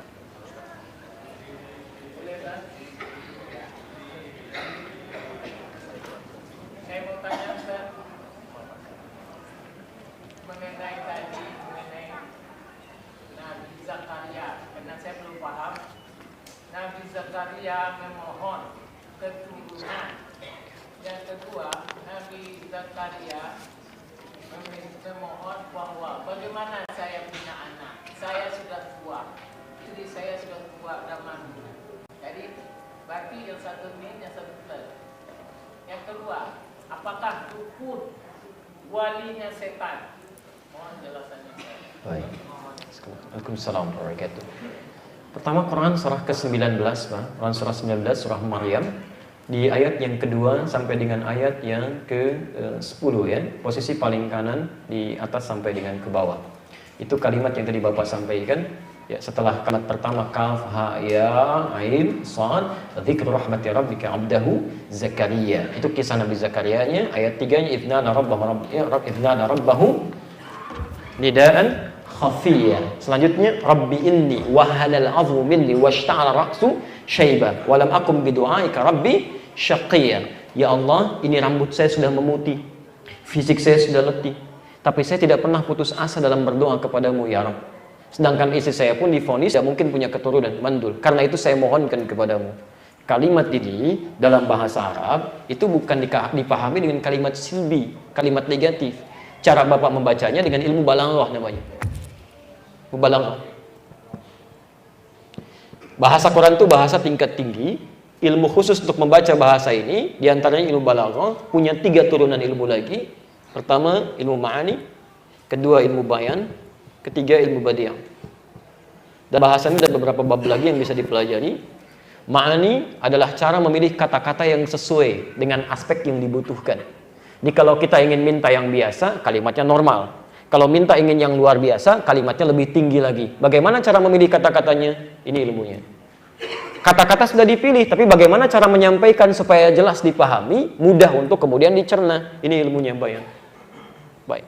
Jelas saja tidak cukup, karena ada orang yang jelas disampaikan tapi bisa tersinggung. Tolong rapatkan safnya ya. Apa nggak ngerti juga? Rapat saf itu bisa mencegah setan masuk. Bapak belum paham juga. Memang kedengarannya jelas, tapi mohon maaf, bikin hati bergoncang gitu. Ya. Nah itu harus ditambah dengan ilmu badi. Badi itu ilmu menghias kata sehingga diterima dengan lebih menyenangkan. Nah, kalimat Nabi Zakaria tadi menggabungkan 3 jenis ilmu ini. Maka beliau mohonkan kepada Allah dengan kalimat-kalimat pilihan kata yang indah, disampaikan dengan bahasa permohonan yang tulus, plus menggunakan kata kiasan, majas namanya. Ya. Lihat kalimat kiasannya. Ya Allah, orang-orang mengatakan saya tidak mungkin punya keturunan. Di bahasa bebasnya. Sedangkan saya punya keyakinan hanya Engkau yang bisa memberikan tanpa batasan. Ya. Lihat, ini kan kalimat pembuktian. Memohon kepada Allah dengan kalimat pembuktian. Ingin membedakan antara makhluk dengan Allah. Seakan-akan kalimatnya berkata, saya yakin Engkau beda dengan makhluk. Kalau makhluk mengatakan tidak mungkin, bagimu tidak ada yang tidak mungkin. Kalau kepada yang tidak mungkin saja tidak dikabulkan doa saya, kepada siapa lagi saya mesti memohon? Itu kalimatnya innaka sami'ud du'a. Di kalimat ini bukan kalimat negatif yang disampaikan, tapi kalimat permohonan untuk menunjukkan kuasa Allah yang beda dengan makhluk. Ilmunya disebut dengan ilmu balaghah. Jelas di sini? Baik. Mengenai apakah dukun walinya adalah setan, bisa jadi ya. Ya, sangat iya. Quran surah ke-2 Baqarah ayat 257. Posisi paling kanan sebelah atas. Allahu waliyyul ladzina amanu yukhrijuhum minadh dhulumati ilan nur walladzina kafaru awliya'uhum taghut yukhrijunahum minan nuri ila dhulumat. Perhatikan, Allah akan jadi wali ya, yang dekat dengan orang-orang yang beriman. Setiap dia punya kesulitan yang membuat dia gelap, dia akan dibimbing menuju cahaya-cahaya kebaikan. Jadi semakin Bapak Ibu dekat dengan Allah, semakin mudah mengatasi kehidupan. Sekalipun Anda punya persoalan yang membuat mata Anda gelap, dada Anda sesak, kalau Anda dekat dengan Allah, akan segera dikeluarkan dari situasi itu. Cahaya langsung diberikan. Syaratnya bangun kedekatan dengan Allah. Cara membangun kedekatan dengan Allah pertama kali disebut dengan sholat. Karena itu ibadahnya disebut sholat dari kata silah. Silah itu hubungan erat yang tidak terpisahkan. Ya, jadi terhubung erat yang sulit dipisahkan. Kenapa sholat disebut dengan sholat? Karena sholat yang benar bisa melatih Anda untuk terhubung dengan Allah sehingga sulit dipisahkan dalam keadaan apapun. Makan ingat Allah, minum ingat Allah, kerja ingat Allah. Beda yang minum ingat Allah dengan yang minum tidak ingat Allah. Kalau minum tidak ingat Allah, apa saja bisa diminum. Kalau minum ingat Allah, mustahil menyentuh minuman yang tidak disukai oleh Allah. Pegang dengan tangan kanan, akan diminum dia baca bismillah. Begitu selesai dia baca alhamdulillah. Dilakukan dalam keadaan duduk. Itu yang ingat Allah. Jelas sampai belum dijawab pertanyaan Bapak. Ya? Baik, saya teruskan dulu. Jadi poin pertama, kalau Anda dekat dengan Allah, maka kebaikan diberikan. Tapi persoalannya, ada dekat dengan, ada orang yang dekatnya bukan dengan Allah, tapi orang-orang yang menyimpang dari Allah. Penyimpangannya disebut dengan tagha. Orangnya disebut dengan taghin, jamaknya disebut dengan taghut. Jadi makhluk yang sangat menyimpang dari Allah itu disebut dengan taghut. Makhluk pertama kali yang menyimpang dari ketentuan Allah disebut dengan iblis. Taghut pertama itu iblis. Dalilnya Quran surah ke-18 ayat ke-50, posisi paling kanan di pertengahan. Wa idh qulna lil malaikati isjudu li adama fasajadu illa iblis kana minal jinni fafasaqa an amri rabbih. Dan ingatlah ketika kami perintahkan semua makhluk, malaikat, jin, semua sujud kepada Adam sebagai penghormatan. Ini perintah saya. Semua sujud kecuali iblis. Siapa iblis itu? Asalnya jin yang sangat taat. Cuman karena menyimpang dari ketentuan Allah, dirubah namanya menjadi iblis. Dari kata balasa. Ada labisa, ada balasa. Kalau labisa, yang baik menutup yang tidak baik. Kenapa baju kita disebut dengan libas? Karena ini menutup aurat yang tidak ingin ditampakkan. Gak baik dilihat orang. Tapi kalau balasa, yang jelek menutup yang baik. Makhluknya disebut dengan iblis yang tertutupi. Kenapa iblis disebut dengan iblis? Karena sifat-sifat baik yang selama ini dia tenun tertutup oleh keburukannya sehingga menutupi seluruh bagian dari tubuhnya. Makhluk ini disebut dengan iblis. Hanya sombong yang dia munculkan itu bisa menutup semua kebaikan yang pernah dia lakukan. Hati-hati. Hati-hati. Nah, iblis ini taghut pertama kali. Dia turunkan dan dia janjikan kepada Allah, ya Allah, saya pastikan bukan cuma saya akan menyimpang. Saya akan goda semua makhluk-makhlukmu itu ya Allah. Dari depannya, dari kanan, dari belakangnya, dari kanannya, dari kirinya. Dan saya pastikan tidak akan kau dapati kebanyakan mereka bersyukur kepadamu. Maka mulai dia berjanji kepada Allah. Di Quran surah ke-7, dari ayat ke-16 sampai dengan ayat 19-nya itu. Sebutkan lagi di An-Nisa itu, surah yang keempat, dari ayat 116 sampai dengan ayat 119-nya. Disebutkan lagi di Al-Hijr itu, dari ayat ke-28 sampai dengan ayat ke-40-nya. Dia janjikan, saya pastikan saya akan goda setiap anak cucu Adam supaya menyimpang darimu. Karena itulah kemudian dia mulai goda anak cucu Adam. Dia ikutkan, ayo menyimpang, tinggalkan sholat, minta kepada bebatuan, minta kepada pohon, minta kepada binatang, minta kepada macam-macam.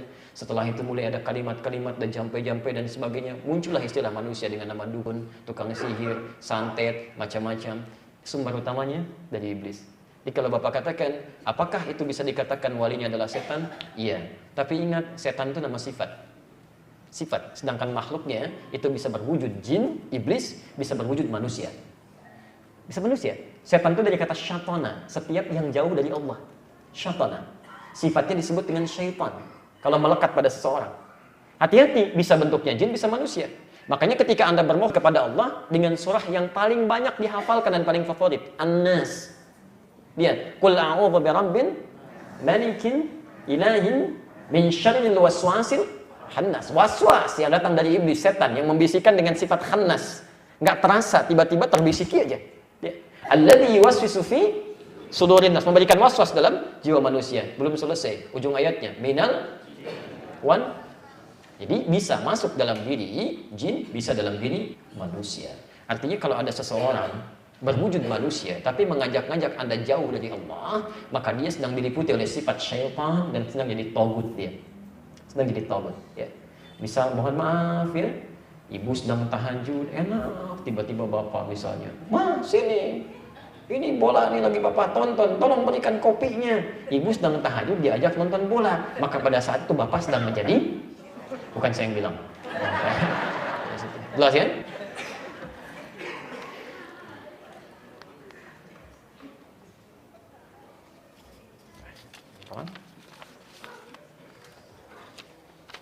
Bismillah. Assalamualaikum warahmatullahi wabarakatuh. Assalamualaikum warahmatullahi wabarakatuh. Ustaz, duduk sejenak sesudah sujud, apakah kuat dalilnya Ustaz? Masya Allah. Kita belum mulai sholat, antum sudah duduk ya sebelum salam. Ini kelas advance ini. Baik, duduk sejenak sebelum salam. Kuat dalilnya. Sangat kuat. Ya, kuat dalilnya. Jadi mengenai persoalan duduk disebut dengan duduk istirahat. Ya, duduk istirahat atau duduk jilsatul raha. Al-Bukhari nomor hadis 828 dari Ibnu Umar radhiyallahu taala anhuma. Ya. Yang selanjutnya nanti kita perdalam lagi termasuk dengan i'timadnya.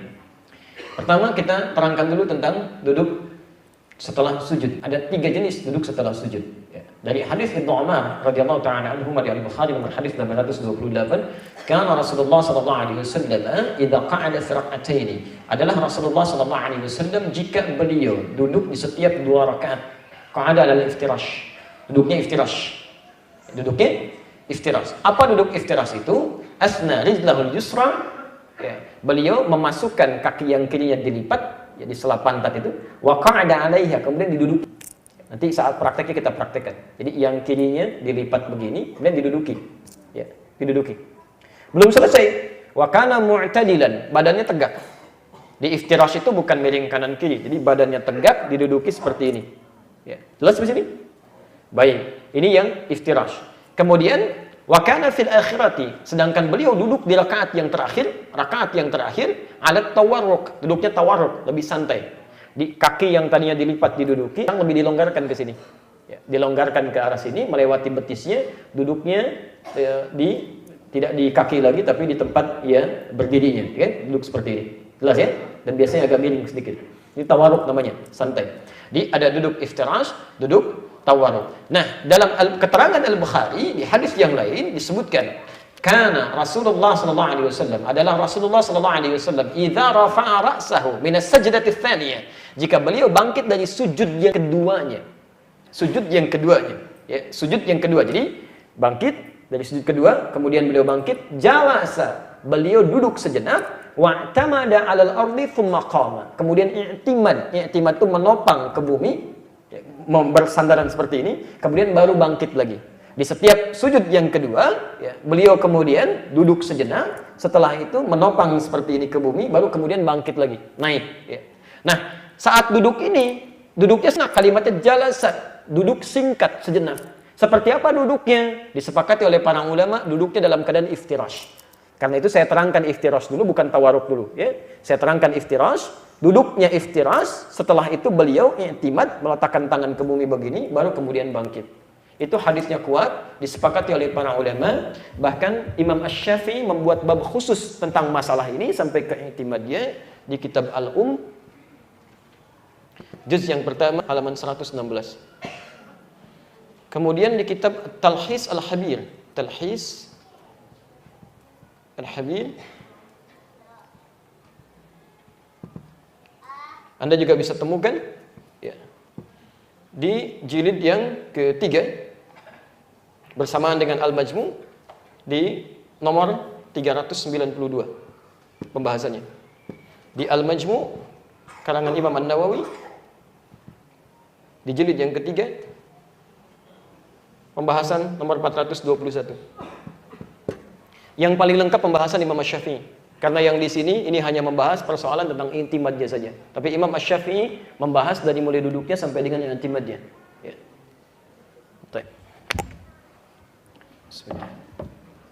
Seperti apa penjelasan detailnya? Nanti ini yang bertanya wajib ikut sampai pembahasan duduknya. Bismillah. Waalaikumsalam warahmatullahi wabarakatuh. Ustaz, saya berhenti sejenak karena ada garis, Ustaz. Garis. Apakah salat-salat fardu yang belum dikerjakan saat masa-masa dahulu harus ditebus seperti halnya puasa Ramadan? Tapi para ulama berbeda pendapat dalam persoalan ini. Yang pertama, Imam Asy-Syafi'i berpendapat bahwa karena salat itu ibadah inti yang tidak boleh ditinggalkan dan kemudian melekat kefarduannya bagi setiap muslim, maka setiap orang yang pernah melewatkan salat dalam hidupnya dalam keadaan dia beriman. Ingat, dalam keadaan dia beriman, bukan dalam keadaan sebelum beriman. Ada non-muslim misalnya nggak pernah sholat, bersyahadat masuk Islam, nah itu tidak perlu dia memikirkan sholat-sholat yang dulu, yang dia tidak kerjakan dalam keadaan tidak ada imannya. Dengan dia bersyahadat, gugur semua dosanya, dan bertobat dalam keadaan yang baik. Karena itu mohon maaf ya, saya agak sedikit lompat sedikit saja. Kalau ada orang mau masuk Islam, itu jangan dibimbing dengan kalimat yang banyak-banyak, apalagi diminta istighfar. Istighfar dulu, Bapak itu salah ya dulu. Kenapa baru masuk Islamnya sekarang? Istighfar. Istighfar yang dimohonkan oleh orang yang belum beriman nggak akan diterima oleh Allah. Ya jangankan orang nggak beriman, orang beriman pun memohonkan istighfar untuk yang tidak beriman nggak akan diterima. Kecuali dia beriman dulu. Jadi cepat kalau ada yang mau masuk Islam langsung bimbing. Bismillah, ucapan syahadat seketika. Dengan kalimat syahadat yang diucapkan, dengan tobat yang dia lakukan, gugur semua dosa-dosanya, buka lembaran baru. Tapi kalau ada orang sudah beriman, dia sengaja meninggalkan sholat, dia berdosa di situ. Begitu dia sadar, dia bertobat, kata Imam Asy-Syafi'i, sedapat mungkin dalam setiap sholat fardunya, selesai sholat fardu yang wajib bagi dia saat itu, dia tunaikan lagi sholat-sholat yang pernah dia kemudian kerjakan dan tinggalkan dulu. dengan niat sholat mengganti yang dulu bisa bertanding dengan sholat sebelum atau setelah sholat fardunya, sepanjang di situ ada syariat sholat sunnah. Misal ba'diyah zuhur ada ba'diyah zuhur ada. Jadi Anda bisa kerjakan, misal setelah sholat zuhur kan ada ba'diyah 2 rakaat ya, Anda bisa tunaikan ba'diyah 2 rakaat, atau Anda bisa ganti itu untuk menunaikan sholat yang dulu pernah ditinggalkan. Di setelah ba'diyah 2 rakaat, sholat lagi 4 rakaat mengganti zuhur yang dulu. Ya. Kemudian asar misalnya kan setelah adzan berkumandang kan tiba asar ya. Baik, ada qobliyah asar? Ada sholat mutlak sampai 4 rakaat. Anda bisa ganti itu dengan menunaikan niat sholat asar yang dulu pernah ditinggalkan. Begitu imam sudah mulai bangkit untuk menunaikan sholat fardunya, Anda tunaikan dengan asar yang sekarang Anda kerjakan. Tapi ba'da asarnya nggak ada. Jadi jangan Anda menunaikan sholat-sholat mengganti di waktu-waktu yang dilarang. Ya, misal habis sholat subuh, Anda sholat lagi, gitu kan? Habis sholat asar, Anda sholat lagi. Selain bisa keliru, juga bisa menimbulkan fitnah bagi sekitaran setempat yang melihat. Itu siapa sih? Iya ya, kayaknya aliran baru ya. Iya, terlalu soleh. Nabi aja nggak begitu. Tuh jadi perbincangan. Ya, jelas ya? Itu pendapat Imam Syafi'i. Imam Abu Hanifah dan sebagian yang lain berpendapat tidak perlu dia mengganti. Karena dengan tobatnya, dan kalau serius tobat dia lakukan, seperti petunjuk di Quran surah keempat ayat 17 sampai dengan ayat 18, maka gugur semua kesalahan yang telah dia perbuat. Dia hanya perlu untuk meningkatkan amal soleh yang bisa dia kerjakan. Misal, sholat fardu tingkatkan kemudian dengan menambah sholat sunnah. Nggak pernah tahajud, ganti dengan tahajudnya. Tingkatkan bacaan Al-Qurannya, perbanyak sedekahnya. Itu bisa menutup yang dulu-dulu yang pernah dikerjakan. Dua-duanya ini ijtihad dari para ulama, karena dalilnya tidak langsung tegas menyampaikan, itu sangat terbuka. Karena itu ada 2 pilihan terbuka bagi Anda, sekalipun saya pribadi memilih menguatkan pendapat yang kedua. Menguatkan pendapat yang kedua, gitu ya. Jelas di sini? Bismillah. Waalaikumsalam warahmatullahi wabarakatuh. Ketika sedang sholat, saya sering teringat kata-kata yang tidak pantas. Apakah itu was-was syaitan? Bagaimana solusinya Ustaz? Apakah saya harus diruqyah? Masya Allah. Baik ya. Banyak pertanyaan. Taib. Pertama, kenapa itu bisa terjadi? Ada 2 hal. Pertama, faktor setan. Tadi saya sampaikan setan khusus menggoda orang sholat, namanya khanzab. Di Abu Daud nomor hadis 666. Ya. Nabi sampaikan, jika seseorang sudah akan mulai sholat, hati-hati ya, sudah akan mulai sholat. Hadis ini nanti berbicara dari sejak dia berdirinya. Aqimus sufuf, ya kan? Kemudian wahadhu bainal manaqib wal aqdam. Setelah itu, apa yang terjadi? Ini yang paling menarik. Awas, hati-hati. Jika Anda sudah mau menunaikan sholat bersiap-siap, mulai bertakbir, kata Nabi, wa qala syaitanu udhkur kadza udhkadza. Setan mulai berkata kepada Anda, ingat ini ya, ingat itu ya. Kalau nggak percaya silahkan Pak Bu ya. Sebelum sholat, situasi normal aja. Tapi begitu mulai takbir, yang tidak diingat pun bisa ingat. Yang ingat bisa nggak ingat. Nggak percaya silahkan. Memang lisannya mengucapkan Allahu Akbar. Sebelum sholat biasa, tapi begitu tangan sudah mulai dilipat, seketika muncul. Oh iya ya, tadi kunci mobil ada di sini, SMS belum dibalas. Wah, macam-macam muncul semua. Ya. Belum selesai. Kata Nabi, hatta la yash'ura al-musalli kamra'atan yusalli.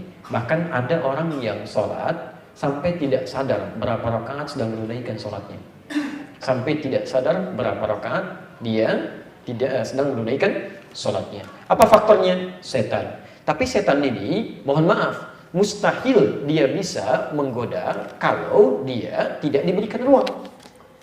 Jadi dia datang itu karena diberi ruang. Makanya dikatakan, Nabi menyampaikan, wala tadharu furjatin lisyaitan. Kalau Anda membuat saf dalam sholat, tutup celah supaya setan nggak masuk, tutup. Nanti saya praktekkan bagian saat berdiri di pertemuan berikutnya. Jadi kadang-kadang ada orang yang saat sholat, dia sholat berdiri, dia memberikan celah bagi setan untuk masuk. Nah ini yang menjadikan setan lebih banyak memberikan was-was. Di celah pertama dibuat saat dia membuat saf. Celah pertama, setan masuk. Celah yang kedua, mohon maaf, setan itu lebih mudah datang kepada orang berbuat maksiat. Atau mengonsumsi sesuatu yang haram. Pakaian haram, makanan haram, minuman haram, dan sebagainya. Setan mudah masuknya itu. Karena itu ketika dia akan mulai berubah menjadi baik, kalau tobatnya belum sempurna, itu sering diberikan was-was. kamu nggak akan selesai dengan begini. Dosa kamu masih banyak, dimasukin tuh. Hadir. Apa yang harus dilakukan? Solusinya bagaimana? Maka yang pertama, ya, hadirkan kedekatan dengan Allah Subhanahu wa taala melalui bab yang benar dulu. Itu satu. Quran surah keempat ayat 17. Innamat taubatu 'ala Allahi lil ladzina ya'maluna as-su'a bi jahalatin tsumma yatubuna min qarib. Orang-orang yang merasa pernah berbuat salah kemudian dia ingin tobat, maka segerakan, ingat-ingat apa kesalahannya. Kalau lisan, ingat kesalahan lisannya, mintakan pada Allah untuk menjadikan kebaikan di lisannya. Kalau terkait dengan orang lain, apalagi orang tua, minta maaf, berikan kebaikan, sampaikan. Kalau semua itu sudah bisa dikerjakan, maka celah-celah bagi setan untuk datang itu sudah langsung ditutup. Apalagi kalau tobatnya benar dilakukan, tangisan mulai muncul, istighfar dilakukan, itu Allah sendiri yang akan memberikan hambatan seketika nggak akan datangnya. Nah, selanjutnya apa? Kalau setan masih datang dengan was-was, walaupun ringan, maka prinsip dalam kaidah fikihnya disebutkan dari intisari ajaran Nabi, al-yaqinu la yuzalu bisyaqli. Keyakinan itu akan menutup segala keraguan. Jadi begitu ada was-was, langsung palingkan. Salah satu bahasan fikih sholatnya, nanti kita akan ajari cara memalingkannya dengan cara memahami setiap bacaan sholat yang kita kerjakan dan meresapinya dengan hati. Misal, Allahu Akbar. Lisan mengucapkan Allahu Akbar, pikiran supaya tidak liar memikirkan apapun, menerjemahkan kalimatnya. Allah Maha Besar. Hati kita kemudian mulai meresapi, ya Allah, saya katakan Kau yang Maha Besar, tapi kenapa kadang-kadang saya selalu merasa besar dalam kehidupan, sombong dengan teman saya, angkuh terhadap tetangga, merasa yang paling hebat dalam kehidupan. Itu kalimat itu hadir, Anda baru takbir saja sudah bisa menangis, Pak. Abu Bakar As-Siddiq, itu Masya Allah, baru bertakbir begini, tangannya sudah bergetar. Menangis beliau, menangis. Ketika Nabi meminta, Abu Bakr, ya, kamu bin nas, kamu jadi imam. Karena Nabi dalam keadaan tidak kuat untuk mengimami, sakit beliau. Kata Abu Bakar, tolong jangan saya ya Rasulullah. Kamu ini kenapa protes seperti saudara Yusuf saja? Ya, kata beliau, ya Rasulullah, saya ini orang yang sering menangis, takut orang lain tidak khusyuk dengan keadaan sholat saya. Abu Bakar itu disebutkan Nabi sallallahu alaihi wasallam yang sangat mulia, itu pahanya saja, tidak sebanding dengan amalan semua umat manusia. Pahanya saja, saking banyak itu amalan kebaikan-kebaikannya. Tapi dalam sholatnya baru takbir masih bisa gemetaran begini. Ya. Ada yang mirip-mirip ke puncak sholat subuh gemetaran juga gitu ya. Tapi esensinya beda. Abu Bakar itu karena takut dengan Allah. Takut. Ya. Khawatir begitu meninggal masih membawa sifat keangkuhan dalam dirinya. Jadi itu sebagian yang bisa hadirkan. Yang terakhir barangkali, mohon maaf. Kalau semuanya tidak bisa terbacakan. Waalaikumsalam warahmatullahi wabarakatuh. Ustaz, saya sholat baru 2 tahun belakangan ini. Usia Anda berapa tahun? Alhamdulillah. Alhamdulillah, Masya Allah. Ini sudah ada tanda kebaikan bagi diri Anda. Kalau Allah sudah berikan kebaikan, Anda jangan tinggalkan. Ya. Kalau sudah dibuka kebaikan, jangan lihat ke belakang. Ingat pesan ini ya. Kalau sudah dibuka kebaikan, jangan lihat ke belakang. Jangan lihat ke belakang. Jadi yang buruk-buruk, sudah itu gambaran sebagai titian membuka lembaran baru, supaya ditingkatkan kebaikan-kebaikan yang ada. Tapi kalau Anda sudah merasa baik, jangan terlalu bangga dulu. Karena mungkin itu bekal yang paling ringan yang dimiliki oleh orang lain yang pernah Anda kerjakan. Anda baru bisa puasa sunnah, Senin, jangan senang dulu, orang lain sudah dengan Kamis. Anda sudah bisa Senin Kamis, jangan merasa hebat, karena orang lain sudah bisa dengan Ayyamul Bid. Anda sudah Ayyamul Bid, Masya Allah, jangan dulu bahagia, karena orang lain sudah puasa Daud. Sehari puasa, sehari tidak. Kalau orang lain sudah puasa Daud, baru silakan disamain. Dan jangan aneh, dia puasa Daud, besok saya puasa Sulaiman. Gak ada. Anda sudah bisa sholat, alhamdulillah saya sangat berbahagia. Semoga Allah menjaga Anda, dan ini ada petunjuk kebaikan untuk disempurnakan. Saya ada kecemasan akan dosa-dosa masa lalu, di mana tahun-tahun berlalu saya tidak sholat. Apakah bisa ya qadha? Sebagaimana ini sama dengan tadi jawabannya. Jadi jawabannya juga sama dengan yang tadi ya. Jawabannya sama. Intinya begini. Intinya maksimalkan tobat kepada Allah, tingkatkan kebaikan-kebaikan. Yang dulu-dulu cukup diistighfari, disesali dalam kebaikan, dan jangan larut di dalamnya. Karena orang-orang baik yang sekarang pun itu bermula dari keburukan yang pernah dilakukan di masa dulunya. Sebagaimana orang baik pun bisa terjebak dalam keburukan kalau dia tidak waspada dengan kehidupannya. Jelas ya? Awas, hati-hati. Saya ulangi ya. Orang-orang yang Anda anggap soleh pun, orang-orang yang Anda anggap soleh pun, belum tentu dalam pandangan Allah dia soleh. Ibu punya suami kelihatan baik, menurut Allah belum tentu baik. Cuman aibnya dititip oleh Allah sehingga kelihatan oleh ibu baik. Sama juga ibu begitu, kelihatan oleh suami soleha. Mungkin menurut Allah belum terlalu soleha, cuman aib ibu banyak ditutup oleh Allah supaya tidak tampak keburukan-keburukannya. Karena itu, para ulama sering mengistilahkan dengan ikan. Kalau Anda sudah merasa gemuk, ya, jangan terlalu bangga karena ikan gemuk pun masih ada tulangnya. Tapi kalau Anda makan ikan yang kurus pun, jangan dulu gelisah. Karena setiap ikan kurus pun selalu punya dagingnya. Jadi kalau Anda belum mampu berlomba dengan orang soleh memperbanyak kebaikan, setidaknya segera berlomba dengan para pendosa untuk bertobat dan beristighfar pada Allah Subhanahu wa taala. Terakhir. Waalaikumsalam warahmatullahi wabarakatuh. Ustaz, di rumah saya banyak sekali foto bergambar ketika saya ingin melaksanakan salat sunnah. Saya teringat sebuah hadis yang maknanya malaikat tidak akan masuk ke rumah yang ada gambar dan patungnya. Baik, lalu hukum salat itu sah atau tidak? Ya kalau Anda sudah tahu gambar-gambar itu mengganggu Anda sholat, kenapa masih Anda hadirkan juga? Ya kan? Ya, solusinya ya simpan dulu, jangan hadirkan di tempat yang mungkin selalu Anda lihat. Karena gambar dengan itu kan terbagi dua. Ada gambar yang dibenarkan, ada gambar yang tidak dibenarkan. Itu hukumnya termasuk dengan foto nanti. Ada yang dibenarkan, ada yang tidak dibenarkan. Di dalam bahasa lain saya bisa pertajam itu. Yang dibenarkan itu diantaranya gambar-gambar yang bisa membawa manfaat-manfaat dalam kehidupan. Ada maslahat, ya. Ada foto misalnya kayak di KTP, di paspor, atau untuk pengenalan diri dan sebagainya, atau gambar-gambar maslahat peraga ya dalam kehidupan itu boleh sifatnya, nggak ada masalah. Tapi kalau gambar-gambar yang membuat Anda jauh dari Allah Subhanahu wa taala, itu dibagi dua. Satu ada yang makruh. Makruh itu membuat Anda lalai walaupun tidak langsung maksiat. Termasuk koleksi gambar-gambar ustaz, salah. Ya kalau hanya untuk dilihat, ustaz Masya Allah memberi ketenangan, salah itu. Keliru ngapain gitu kan?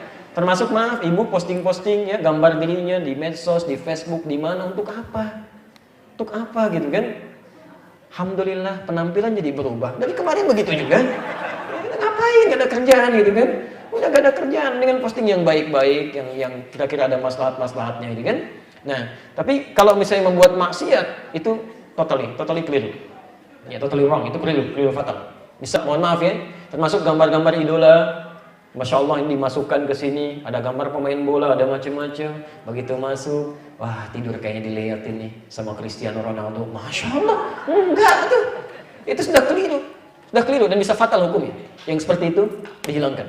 Ya, seperti itu dihilangkan. Ya, termasuk gambar-gambar yang ditempelkan di tubuh, tato dan sebagainya itu nggak boleh dan haram hukumnya. Apalagi kalau menghambat air wudhu itu bisa tidak diterima sholatnya. Sepanjang dia tidak menghapuskannya. Ya, sepanjang dia tidak menghapuskannya. Patung juga begitu nanti. Dan lebih banyak yang madaratnya.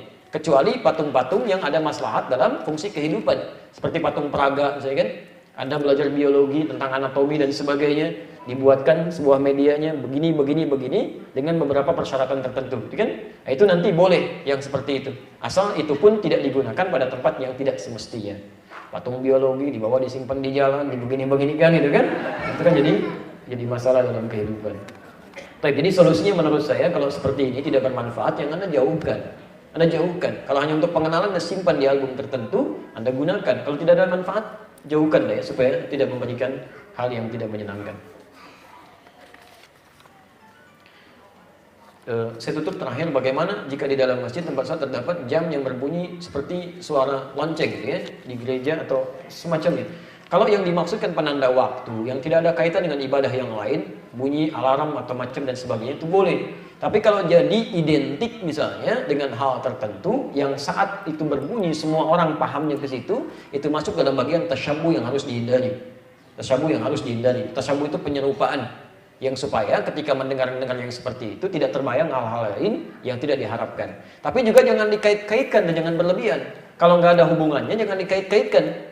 Ini mirip begini, ini mirip begitu. Atau Anda hadirkan hukum baru yang Nabi pun tidak pernah memberikan hukumnya.